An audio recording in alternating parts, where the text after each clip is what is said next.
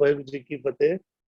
ਗੁਰੂ ਗ੍ਰੰਥ ਸਾਹਿਬ ਜੀ ਦੀ ਚੱਲ ਰਹੀ ਲੜੀਵਾਰ ਵਿਚਾਰਾਂ ਵਿੱਚ ਅੱਜ ਅੰਕ ਨੰਬਰ 1060 ਤੋਂ ਅੱਗੇ ਪਾਠ ਕਰਨਾ ਹੈ।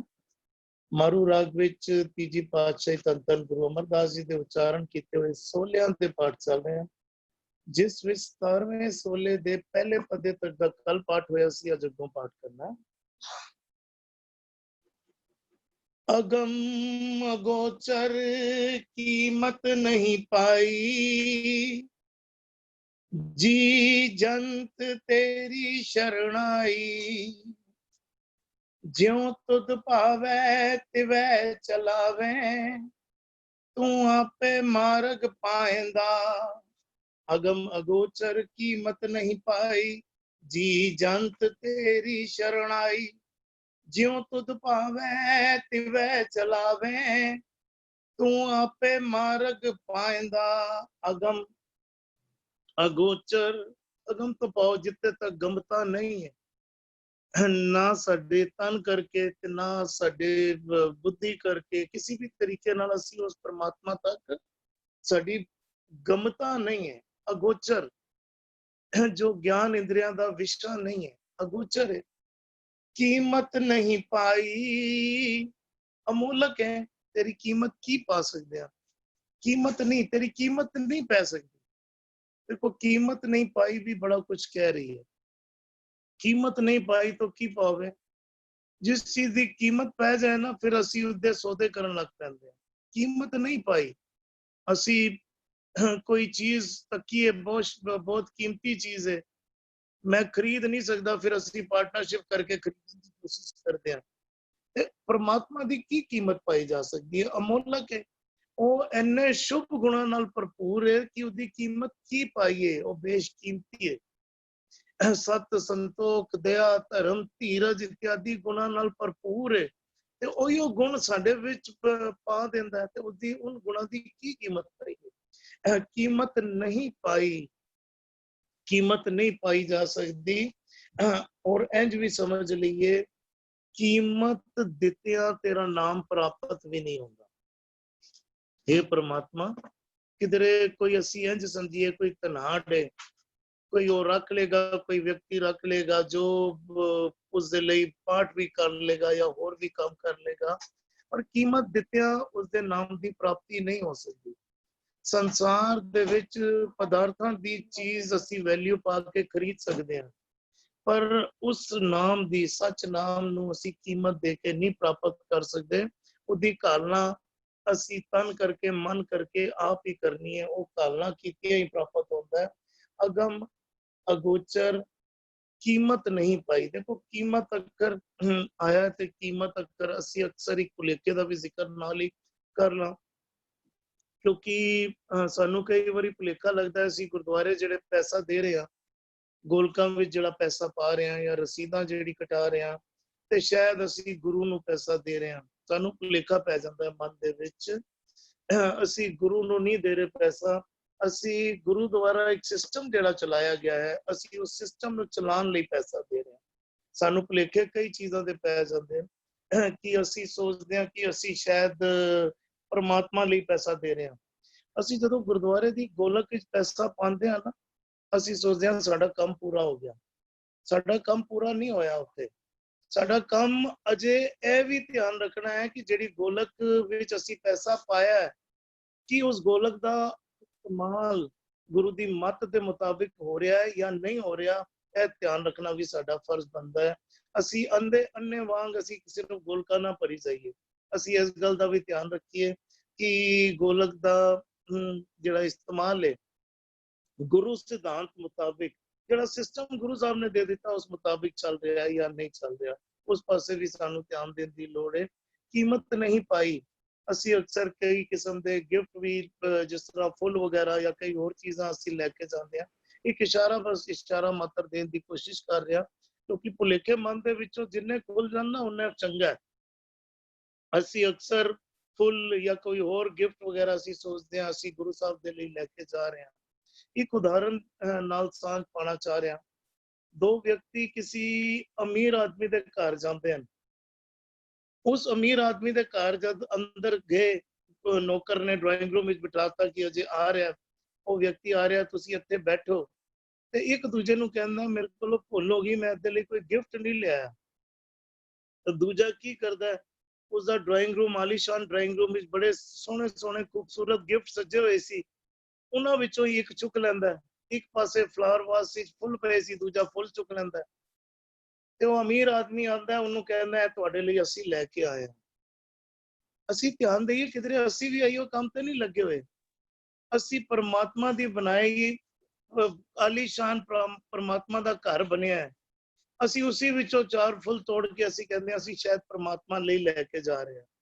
ਅਸੀਂ ਜੋ ਪਰਮਾਤਮਾ ਕੋਲੋਂ ਦਾਤਾਂ ਲਿੱਤੀਆਂ, ਉਹਨਾਂ ਵਿੱਚੋਂ ਅਸੀਂ ਕੁਝ ਛੋਟੇ ਮੋਟੇ ਗਿਫਟ ਲੈ ਕੇ ਅਸੀਂ ਸੋਚਦੇ ਹਾਂ ਅਸੀਂ ਜਿਹੜਾ ਪਰਮਾਤਮਾ ਨੂੰ ਖੁਸ਼ ਕਰ ਪਾ ਰਹੇ ਹਾਂ, ਜਾਂ ਅਸੀਂ ਖੁਸ਼ ਕਰ ਦਿੱਤਾ ਹੈ ਪਰਮਾਤਮਾ ਨੂੰ। ਪਰਮਾਤਮਾ ਦੀਆਂ ਦਿੱਤੀਆਂ ਦਾਤਾਂ ਪਰਮਾਤਮਾ ਵੱਲ ਅਸੀਂ ਕਹਿੰਦੇ ਹਾਂ ਦੇ ਕੇ ਨਾ, ਅਸੀਂ ਫਿਰ ਵੱਡੇ ਹੋ ਜਾਂਦੇ ਹਾਂ, ਆਪਣੇ ਮਨ ਦੇ ਵਿੱਚ ਹੀ ਆਪਣਾ ਅਹੰਕਾਰ ਵਧਾ ਲੈਂਦੇ ਹਾਂ। ਗੁਰੂ ਸਾਹਿਬ ਸਮਝਾਣਾ ਕਰ ਰਹੇ ਹਨ, ਅਗਮ ਅਗੋਚਰ ਕੀਮਤ ਨਹੀਂ ਪਾਈ, ਜੀ ਜੰਤ ਤੇਰੀ ਸ਼ਰਨ ਆਈ।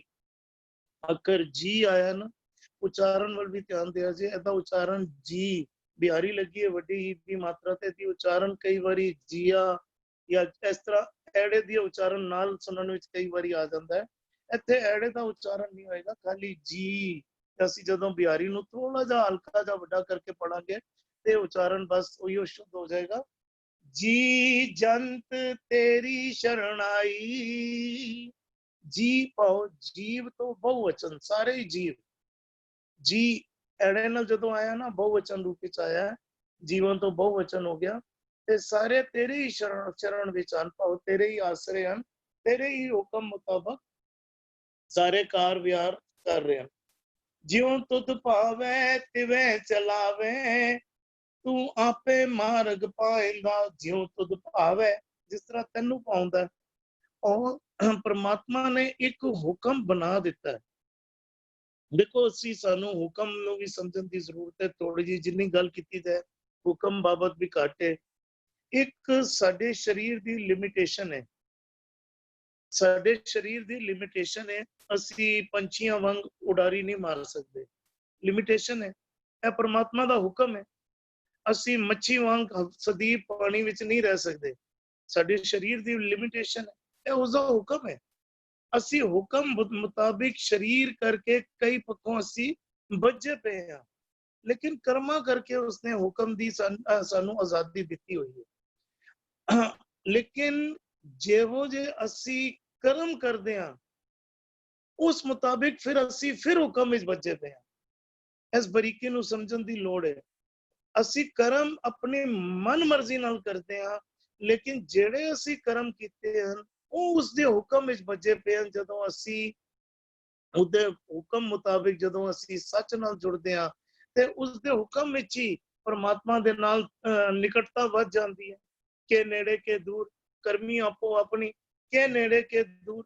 ਤੇ ਆਪਣੇ ਕੀਤੇ ਕਰਮਾਂ ਦੀ ਵਜ੍ਹਾ ਕਰਕੇ ਹੀ ਅਸੀਂ ਦੂਰ ਹੋ ਜਾਂਦੇ ਹਾਂ।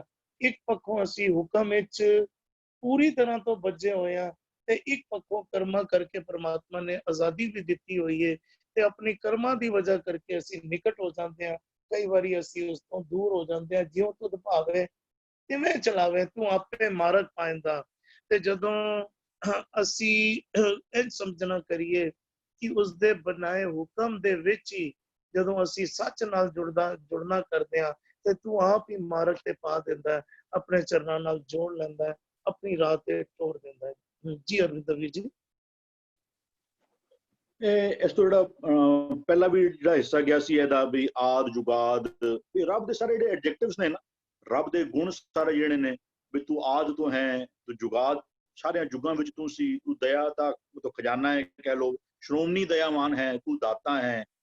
ਵੀ ਕਹਿੰਦੇ ਫਿਰ ਪੂਰੇ ਗੁਰੂ ਦੇ ਸ਼ਬਦ ਦੇ ਰਾਹੀਂ ਤੇਰੇ ਨਾਲ ਸਾਂਝ ਪਾਈ ਜਾ ਸਕਦੀ ਹੈ। ਪੂਰੇ ਅੱਜ ਵੀ ਹੋਰ ਐਡਜੈਕਟਿਵਸ ਰੱਬ ਦੇ ਬਾਰੇ ਜਿਹੜੇ ਨਾ, ਇਹ ਸਾਨੂੰ ਹੋਰ ਦੇ ਕੇ ਸਮਝਾ ਰਹੇ ਨੇ ਰੱਬ ਦੇ ਬਾਰੇ, ਰੱਬ ਦੇ ਪ੍ਰਥਾਈ। ਕਹਿੰਦੇ ਵੀ ਅਗਮ, ਉਹ ਜਿਹਦੇ ਤੱਕ ਅਸੀਂ ਗੱਲ ਕਰਨੀ, ਮੈਂ ਕਈ ਵਾਰ ਗੱਲ ਕਰ ਚੁੱਕਿਆ ਵੀ ਜਿੱਦ ਤੱਕ ਗਿਆਨ ਇੰਦਰੀਆਂ ਦੇ ਰਾਹੀਂ ਪਹੁੰਚ ਨਹੀਂ ਹੋ ਸਕਦੀ, ਜਿਸ ਤੱਕ ਪਹੁੰਚ ਨਹੀਂ ਹੋ ਸਕਦੀ, ਉਹਨੇ ਕੀਮਤ ਨਹੀਂ ਪਾਈ, ਉਸ ਦੀ ਕੀਮਤ ਨਹੀਂ ਪਾਈ ਜਾ ਸਕਦੀ। ਉਹ ਕਿਤਨਾ ਵੱਡਾ ਹੈ ਨਾ, ਕੋ ਅਸੀਂ ਜਿਹੜਾ ਰੋਜ਼ਾਨਾ ਜਿਹੜਾ ਨਿਤਨੇਮ ਵਿੱਚ ਪਾਠ ਕਰਦੇ, ਕਹਿੰਦੇ ਸਭ ਕੀ ਮਤ ਮਿਲ ਕੀਮਤ ਪਾਈ ਗਿਆਨੀ, ਤੇ ਉਹ ਕਹਿੰਦੇ ਕਹਿਣ ਨਾ ਜਾਈ ਤੇਰੀ ਤਿਲ ਵਡਿਆਈ। ਉੱਥੇ ਵੀ ਅਸੀਂ ਨੋਰਮਲ ਜਿਹੜਾ ਪਦਛੇਦ ਹੈ ਉੱਥੇ ਸਭ ਕੀਮਤ ਮਿਲ ਕੀਮਤ ਪਾਈ ਕਰਨੇ ਪਏ ਆ, ਲੇਕਿਨ ਕੀਮਤਾਂ ਤੇ ਕੀਮਤ ਨਹੀਂ ਪਾ ਸਕਦੀਆਂ। ਕੀਮਤ ਤੇ ਕੋਈ ਹਾਂ ਸਾਰੀਆਂ ਦੀ ਮੱਤਾਂ ਮਿਲ ਕੇ ਕੀਮਤ ਪਾ ਸਕਦੀਆਂ ਨੇ। ਸਭ ਕੀ ਮਤ ਮਿਲ ਕੀਮਤ ਪਾਈ, ਸਾਰਿਆਂ ਨੇ ਕਿਹਾ ਰੱਬ ਕਿੰਨਾ ਵੱਡਾ ਹੈ, ਕਿੰਨਾ ਵੱਡਾ ਹੈ। ਸਭ ਕੀ ਮਤ ਮਿਲ ਕੀਮਤ ਪਾਈ, ਕਹਿੰਦੇ ਕਹਿਣ ਨਾ ਜਾਈ ਤੇਰੀ ਤਿਲ ਵਡਿਆਈ। ਇਹ ਸਾਰਿਆਂ ਨੇ ਬਹੁਤ ਵੱਡੀ ਕੋਈ ਫਿਕਰ ਉਹਦੇ ਰੱਖ ਵੀ ਲੋ, ਕਹਿੰਦੇ ਇਹ ਸਾਰਾ ਕੁਝ ਰਲਾ ਕੇ ਵੀ ਉਹਦੀ ਮਾਤਿਲ ਮਾਤਰ ਵੀ ਉਸਦੀ ਵਡਿਆਈ ਜਿਹੜੀ ਨਾ, ਉਹ ਕਹਿੰਦਾ ਉਸਤਤ ਕਮਨ ਕਰੀ ਜੇ ਕਰਤੇ ਵੇਖ ਰਹੇ ਬਿਸਮਾ। ਅਸੀਂ ਉਹਦੀ ਵਡਿਆਈ ਉਹਦੀ ਕੀਮਤ ਹਾਂ ਅਸੀਂ ਕਰ ਕੀ ਸਕਨੇ ਆ, ਕਹਿੰਦਾ ਗੁਰਮਤ ਤੂੰ ਸਾਹਲਾਣਾ ਹੋਰ ਕੀਮਤ ਕਹਿਣ ਨਾ ਜਾਈ। ਅਸੀਂ ਗੁਰੂ ਕੋਲੋਂ ਮਤ ਲੈ ਕੇ ਤੇਰੀ ਸਿਫਤ ਸਲਾਹ ਜ਼ਰੂਰ ਕਰਨੀ। ਆਓ ਸੰਤ ਪਿਆਰਿਓ, ਅਕਥ ਕੀ ਕਰਾਂ ਕਹਾਣੀ ਹੈ ਉਹ ਅਕਥ। ਉਹ ਕਿੰਨਾ ਸ਼ਬਦਾਂ ਦੇ ਰਾਹੀਂ, ਕਿਸੇ ਵੀ ਬੋਲਾਂ ਦੇ ਰਾਹੀਂ ਰੱਬ ਨੂੰ ਨਾ ਕਥਿਆ ਜਾ ਸਕਦਾ, ਨਾ ਉਹਦੀ ਕਿਸੇ ਕੀਮਤ ਦੇ ਰਾਹੀਂ। ਉਹ ਕਹਿੰਦੇ ਕਹਿਣੇ ਵਾਲੇ ਤੇਰੇ ਰਹੇ ਸਮਾਏ, ਕੀਮਤ ਪਾਏ ਨਾ ਕਿਹਾ ਜਾਏ, ਕਹਿਣੇ ਵਾਲੇ ਤੇਰੇ ਰਹੇ ਸਮਾਏ। ਉਹਦੇ ਤੇਰੇ ਵਿੱਚ ਉਹਦੇ ਤੇਰਾ ਹਿੱਸਾ ਹੀ ਨੇ। ਉਹਦੀ ਰੱਬ ਦੀ ਕੀਮਤ, ਇਹ ਸਾਰੇ ਰੱਬ ਦੇ ਐਡਜੈਕਟਿਵ। ਰੱਬ ਤੈਨੂੰ ਇੱਕ ਸੋਝੀ ਤੇ ਹੋਵੇ, ਤੂੰ ਜਿਹਨੂੰ ਰੱਬ ਕਹਿਣਾ ਪਿਆ ਉਹ ਕੈਸਾ ਹੈ, ਉਹ ਕਿੰਨਾ ਵੱਡਾ ਹੈ, ਕਿਸ ਸਮਰੱਥਾ ਦਾ ਮਾਲਕ ਹੈ ਉਹ। ਤੈਨੂੰ ਉਹਦੀ ਥੋੜੀ ਸੋਝੀ ਜਿਹੜਾ ਨਾ ਉਹ ਗੁਰੂ ਤੁਹਾਨੂੰ ਨਾਲ ਨਾਲ ਦੇਈ ਜਾਂਦੇ, ਸਾਨੂੰ ਮਿਲਦੀ ਪਈ ਹੈ। ਤੇ ਕਹਿੰਦੇ ਜੀ ਜੰਤ ਤੇਰੀ ਸ਼ਰਨਾਈ, ਉਹ ਤੇਰੀ ਕਹਿੰਦੇ ਵੀ ਉਹ ਹੁਕਮੇ ਅੰਦਰ ਸਭ ਕੋ, ਕੋਈ ਉਹਦੇ ਹੁਕਮ ਦੀ ਕਾਰ ਤੋਂ ਬਾਹਰ ਕੰਮ ਕਰ ਸਕਦਾ ਹੀ ਨਹੀਂ। ਜੇ ਕਰੇਗਾ ਸਜ਼ਾ ਭੁਗਤਣੀ ਪਏਗੀ। ਸਾਰਾ ਕੰਮ ਜਿਹੜਾ ਨਾ ਉਹ ਮਾਲਕ ਦੀ, ਸਾਰੇ ਚੀਜ਼ਾਂ ਜਿਹੜੇ ਨੇ ਕਹਿੰਦੇ ਵੀ ਤੁਧ ਜੋ ਤੁਧ ਭਾਵੈ ਤਿਵੇਂ ਚਲਾਵੇਂ। ਇਹ ਸਾਰੀ ਗੇਮ ਜਿਹੜੀ ਨਾ, ਸਾਰੀ ਖੇਡ ਤੂੰ ਆਪ ਬਣਾਈ ਹੋਈ ਹੈ। ਮੈਂ ਬੱਬੇ ਬਾਜੀ ਖੇਲਣ ਲੱਗਾ, ਚੌਪੜ ਕੀਤੇ ਚਾਰ ਜੁਗਾ, ਜੀ ਜੰਤ ਸਭ ਕੀ ਸਾਰੀ ਪਾਸਾ ਢਾਲਣ ਆਪ ਲੱਗਾ। ਇਹ ਸਾਰੇ ਜਿਹੜੇ ਨੇ ਅਸੀਂ ਤੇ ਮਨ ਉਹਦੀਆਂ ਗੋਟੀਆਂ ਵਾ। ਜਿਹੜੀ ਗੇਮ ਮਾਲਕ ਨੇ ਬਣਾਈ ਹੈ, ਤੈਨੂੰ ਭੇਜਿਆ ਹੈ, ਇਹ ਤੇ ਇੱਕ ਖੇਮ ਹੈ। ਤੈਨੂੰ ਇੱਕ ਮੌਕਾ ਦੇ ਕੇ ਭੇਜਿਆ ਵੀ ਇਤਨਾ ਵੀ ਉਹ ਭਈ ਪ੍ਰਾਪਤ ਮਨੁੱਖ ਦੇ ਹੋ ਰਿਹਾ ਗੋਬਿੰਦ ਮਿਲਣ ਕੀ ਇਹ ਤੇਰੀ ਬਰੀਆ। ਫਿਰ ਉਹ ਸਭਨਾ ਕਾ ਦਰ ਲਿਖਾ ਹੋਏ। ਤੈਨੂੰ ਮਾਲਕ ਨੇ ਜਿਵੇਂ ਤੈਨੂੰ ਭਾਉਂਦਾ ਹੈ ਉਵੇਂ ਤੇਰੇ ਕੋਲੋਂ ਇਹ ਗੇਮ ਖਿਡਾਈ ਜਾਂਦਾ ਪਿਆ। ਤੇ ਉਹ ਸਾਰੇ ਰੂਲ ਉਹਦੇ ਆਪਣੇ ਨੇ। ਕਹਿੰਦੇ ਆਪੇ ਮਾਰਗ ਪਾਇੰਦਾ, ਜਿਹੜਾ ਤੈਨੂੰ ਆਪਣੇ ਮਿਲਾਪ ਦਾ ਮਾਰਗ ਹੈ ਨਾ, ਉਹ ਵੀ ਗੁਰੂ ਦੇ ਰਾਹੀਂ ਉਹ ਪ੍ਰਮਾਤਮਾ ਆਪ ਹੀ ਦੱਸੀ ਜਾਂਦਾ ਪਿਆ ਹੈ। ਸਾਰਾ ਖੇਡ ਉਹ ਤੇਰਾ ਖੇਡ ਉਹ ਸੀ ਵੀ ਭਈ ਪ੍ਰਾਪਤ ਮਨੁੱਖ ਦੀ ਹੋ ਰਿਹਾ ਗੋਬਿੰਦ ਮਿਲਣ ਕੀ ਇਹ ਤੇਰੀ ਬਰੀਆ। ਤੇਰਾ ਜ਼ਿੰਦਗੀ ਦਾ ਫਾਇਦਾ ਜਿਹੜਾ ਕਾਜ ਸੀ ਨਾ, ਤੂੰ ਹੈ ਘੜੀ ਮੌਤ ਕਾ ਪਾਉਣਾ ਕਾਜ ਸਵਾਰਨ ਹਾਰ। ਆਇਆ ਸੀ ਤੂੰ ਤੈਨੂੰ ਇੱਕ ਫਿਕਸ ਟਾਈਮ ਲੈ ਕੇ ਆਇਆ ਸੀ। ਕ੍ਰਿਕਟ ਦੀ ਮੈਚ ਹੁੰਦੀ ਨਾ 5 ਦਿਨ ਦੀ ਹੁੰਦੀ, ਕਦੀ ਜਾਂ ਕਦੀ 20 ਇਹਦੀ ਹੁੰਦੀ ਹੈ, ਇੱਕ ਫਿਕਸ ਟਾਈਮ ਦੀ ਹੁੰਦੀ ਹੈ। ਉਹਦੇ ਵਿੱਚ ਤੁਹਾਨੂੰ ਵੀ ਉਹ ਗੇਮ ਖੇਡ ਕੇ ਤੁਸੀਂ ਜਿਹੜਾ ਨਾ ਉਹ ਥੋੜਾ ਉਹ ਜਾਂ ਹਾਰ ਜਾਓਗੇ ਜਾਂ ਜਿੱਤ ਜਾਓਗੇ। ਜਾਂ ਨਾਨਕ ਗੁਰਮੁਖ ਜੋ ਨਾ ਖੇਲਾ। ਜੇ ਅਸੀਂ ਜ਼ਿੰਦਗੀ ਦੀ ਖੇਡ ਜਿਹੜੀ ਨਾ, ਖੇਡ ਉਹਦੀ ਬਣਾਈ ਹੋਈ, ਜੇ ਜ਼ਿੰਦਗੀ ਦੀ ਅਸੀਂ ਹਰ ਇੱਕ ਬਾਲ ਨਾਲ ਵੀ ਹਾਰ ਨਹੀਂ ਜਿੱਤਨੇ। ਵੈਸੇ ਵੀ ਸਾਡਾ ਸਾਡਾ ਹਰ ਇੱਕ ਉਹ ਕਹਿੰਦਾ ਇੱਕ ਨਾਨਕ ਜਿਤ ਵੇਲਾ ਵਿਸਰੇ ਮੇਰਾ ਸੁਆਮੀ, ਤਿਤ ਵੇਲੇ ਮਰ ਜਾਏ ਜੀਓ ਮੇਰਾ। ਇੱਕ ਬਾਲ ਗਲਤ ਖੇਡੀ ਹਾਰ ਗਏ। ਟੈਨਿਸ ਦੀ ਮੈਚ ਹੈ, ਇੱਕ ਹਰ ਇੱਕ ਉਹ ਲੇਖਾ ਤੇ ਹਰ ਇੱਕ ਦਾ ਹੁੰਦਾ ਪਿਆ ਨਾ। ਫਿਰ ਅਲਟੀਮੇਟਲੀ ਗੱਲ ਆਏਗੀ ਕਿ ਬਾਜੀ ਜਿੱਤ ਕੇ ਗਿਆ ਜਾਂ ਹਾਰ ਗਏ। ਅਸੀਂ ਪਲ ਪਲ ਤੇ ਸਾਡਾ ਜਨਮ ਮਰਨ ਜਿਹੜਾ ਹੈ ਨਾ, ਉਹ ਤੇ ਸਾਡਾ ਚਾਲੂ ਹੈ। ਇੱਕ ਗੇਮ ਵਿੱਚ ਸਾਡਾ ਕੋਈ ਚੀਜ਼, ਕੋਈ ਵੀ ਗੇਮ ਹੈ, ਇੱਕ ਚਾਲ ਗਲਤ ਖੇਲੀ ਗੁਰਮੁਖ ਹੋ ਕੇ, ਉੱਥੇ ਉਹ ਦਿਮਾਗ ਨਾਲ ਜਾਂ ਕਹਿ ਲਓ ਟੈਕਨੀਕ ਨਾਲ ਨਾ ਖੇਡੀ, ਹਾਰ ਗਏ। ਫਿਰ ਬਾਜੀ ਹਾਰੀ ਜਾਂ ਬਾਜੀ ਜੀਤੀ।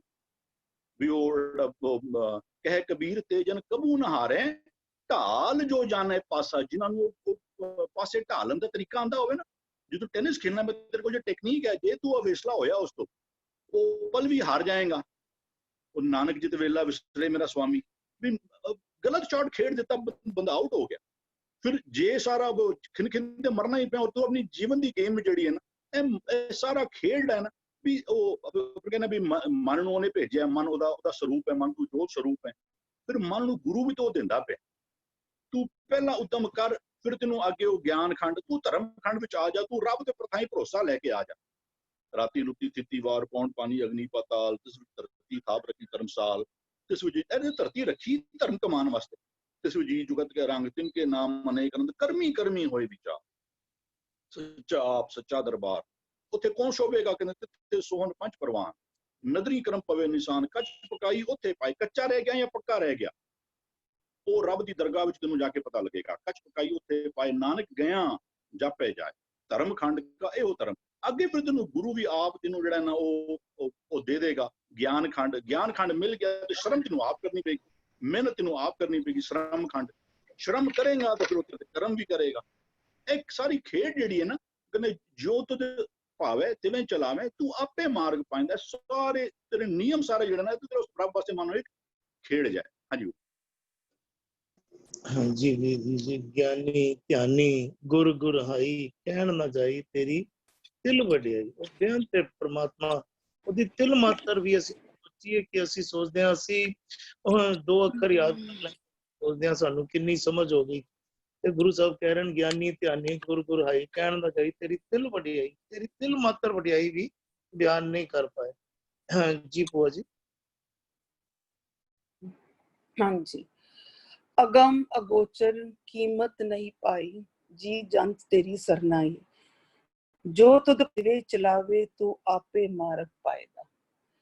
ਇਹਨਾਂ ਤਿੰਨਾਂ ਗੱਲਾਂ ਦੇ ਵਿੱਚ ਅਗਰ ਅਸੀਂ ਬਾਹਰ ਦੀ ਦੁਨੀਆ ਤੇ ਦੇਖ ਰਹੇ ਹਾਂ ਕਿ ਬਈ ਉਸ ਤਰ੍ਹਾਂ ਦੇ ਬਾਰੇ ਦੱਸਿਆ ਗਿਆ ਹੈ ਜੋ ਅਗਮ ਅਗੋਚਰ ਹੈ, ਵਿਚ ਇਜ਼ ਅਨਲਿਮਿਟਡ, ਇਨਐਸੈਸਿਬਲ, ਜੋ ਇੰਦਰੀਆਂ ਦੇ ਵਿਚਕਾਰ ਨਹੀਂ ਆਉਂਦਾ, ਉਸ ਦੇ ਮੁੱਲ ਜੋ ਹੈ ਉਸ ਰਤਨ ਦੇ ਕੋਈ ਦਿਆ ਪ੍ਰਾਈਸਲੈਸ, ਉਹ ਨਹੀਂ ਪੈ ਸਕਦਾ।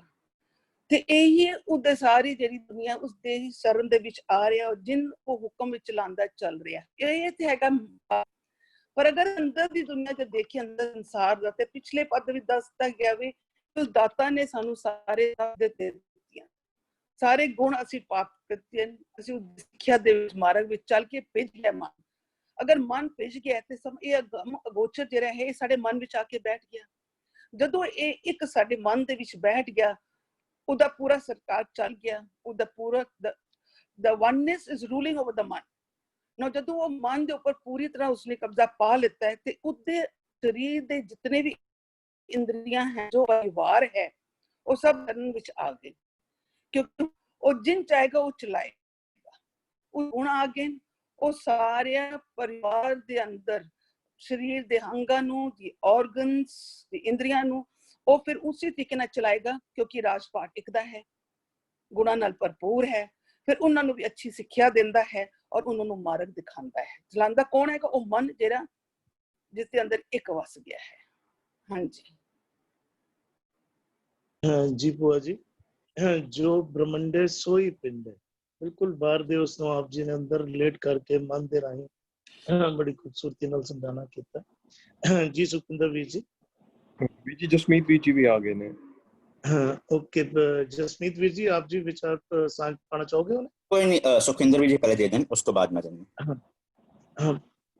भूपिंदर वीर जी, भूपिंदर वीर जी आप जी पहला दे लिया जी।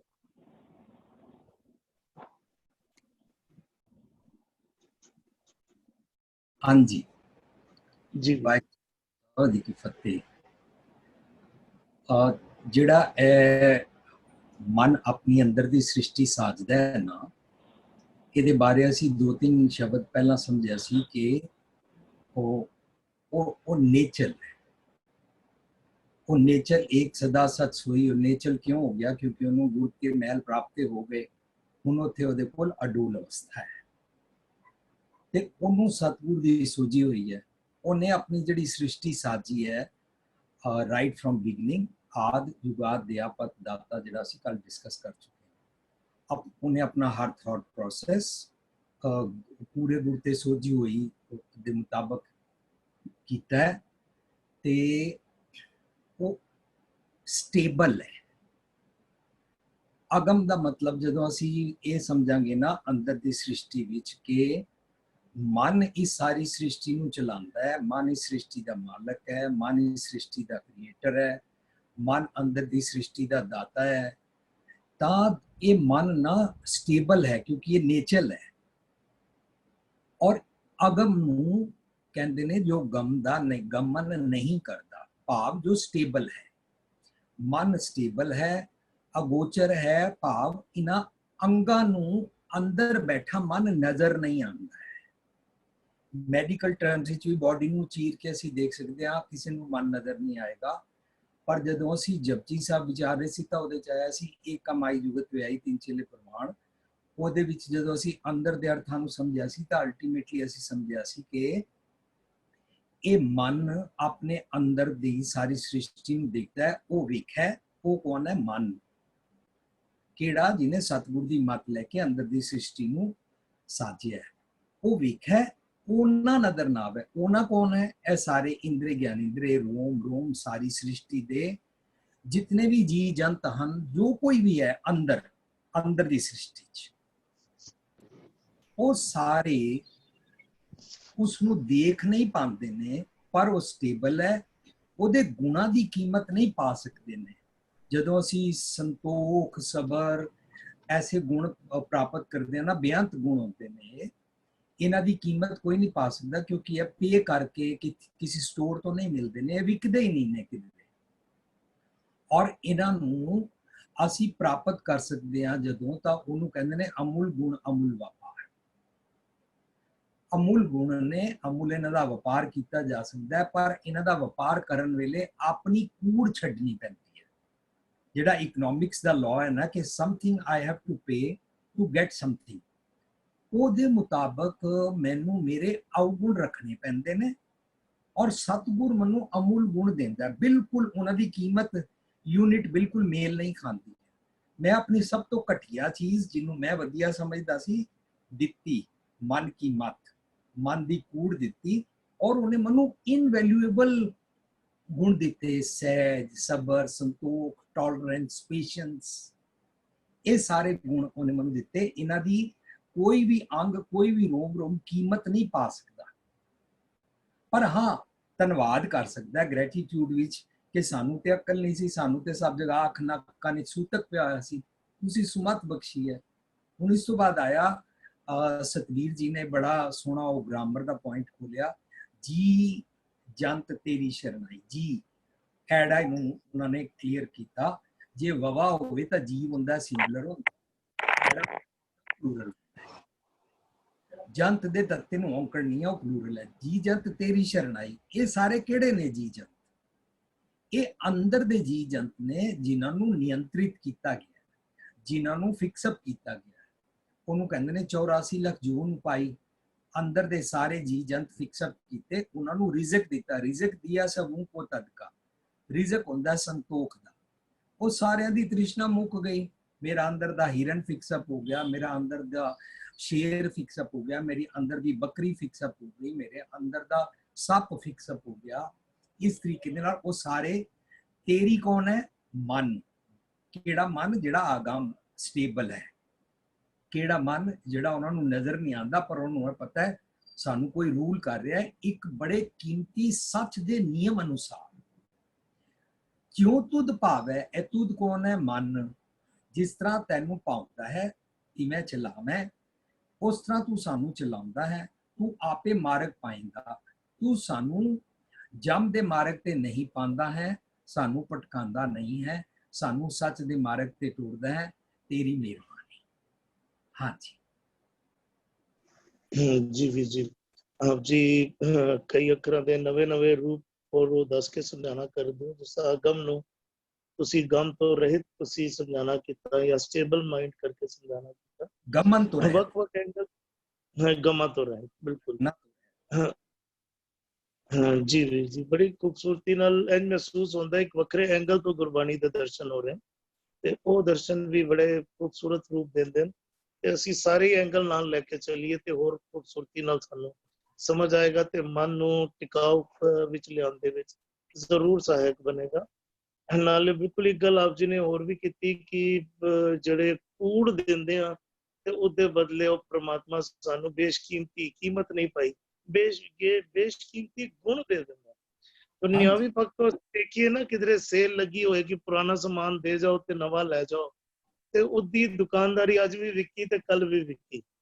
ਪਰ ਪ੍ਰਮਾਤਮਾ ਸਾਨੂੰ ਸਦੀਵ ਤੋਂ ਹੀ ਅਸੀਂ ਪੁਰਾਣੇ ਸਾਡੇ ਕੂੜ ਵਾਲੇ ਜਿਹੜੇ ਅਵਗੁਣ ਹਨ ਉਹ ਲੈ ਕੇ ਤੇ ਉਧਰ ਦੇ ਬਦਲੇ ਬੇਸ਼ਕੀਮਤੀ ਗੁਣ ਪ੍ਰਦਾਨ ਕਰਦਾ।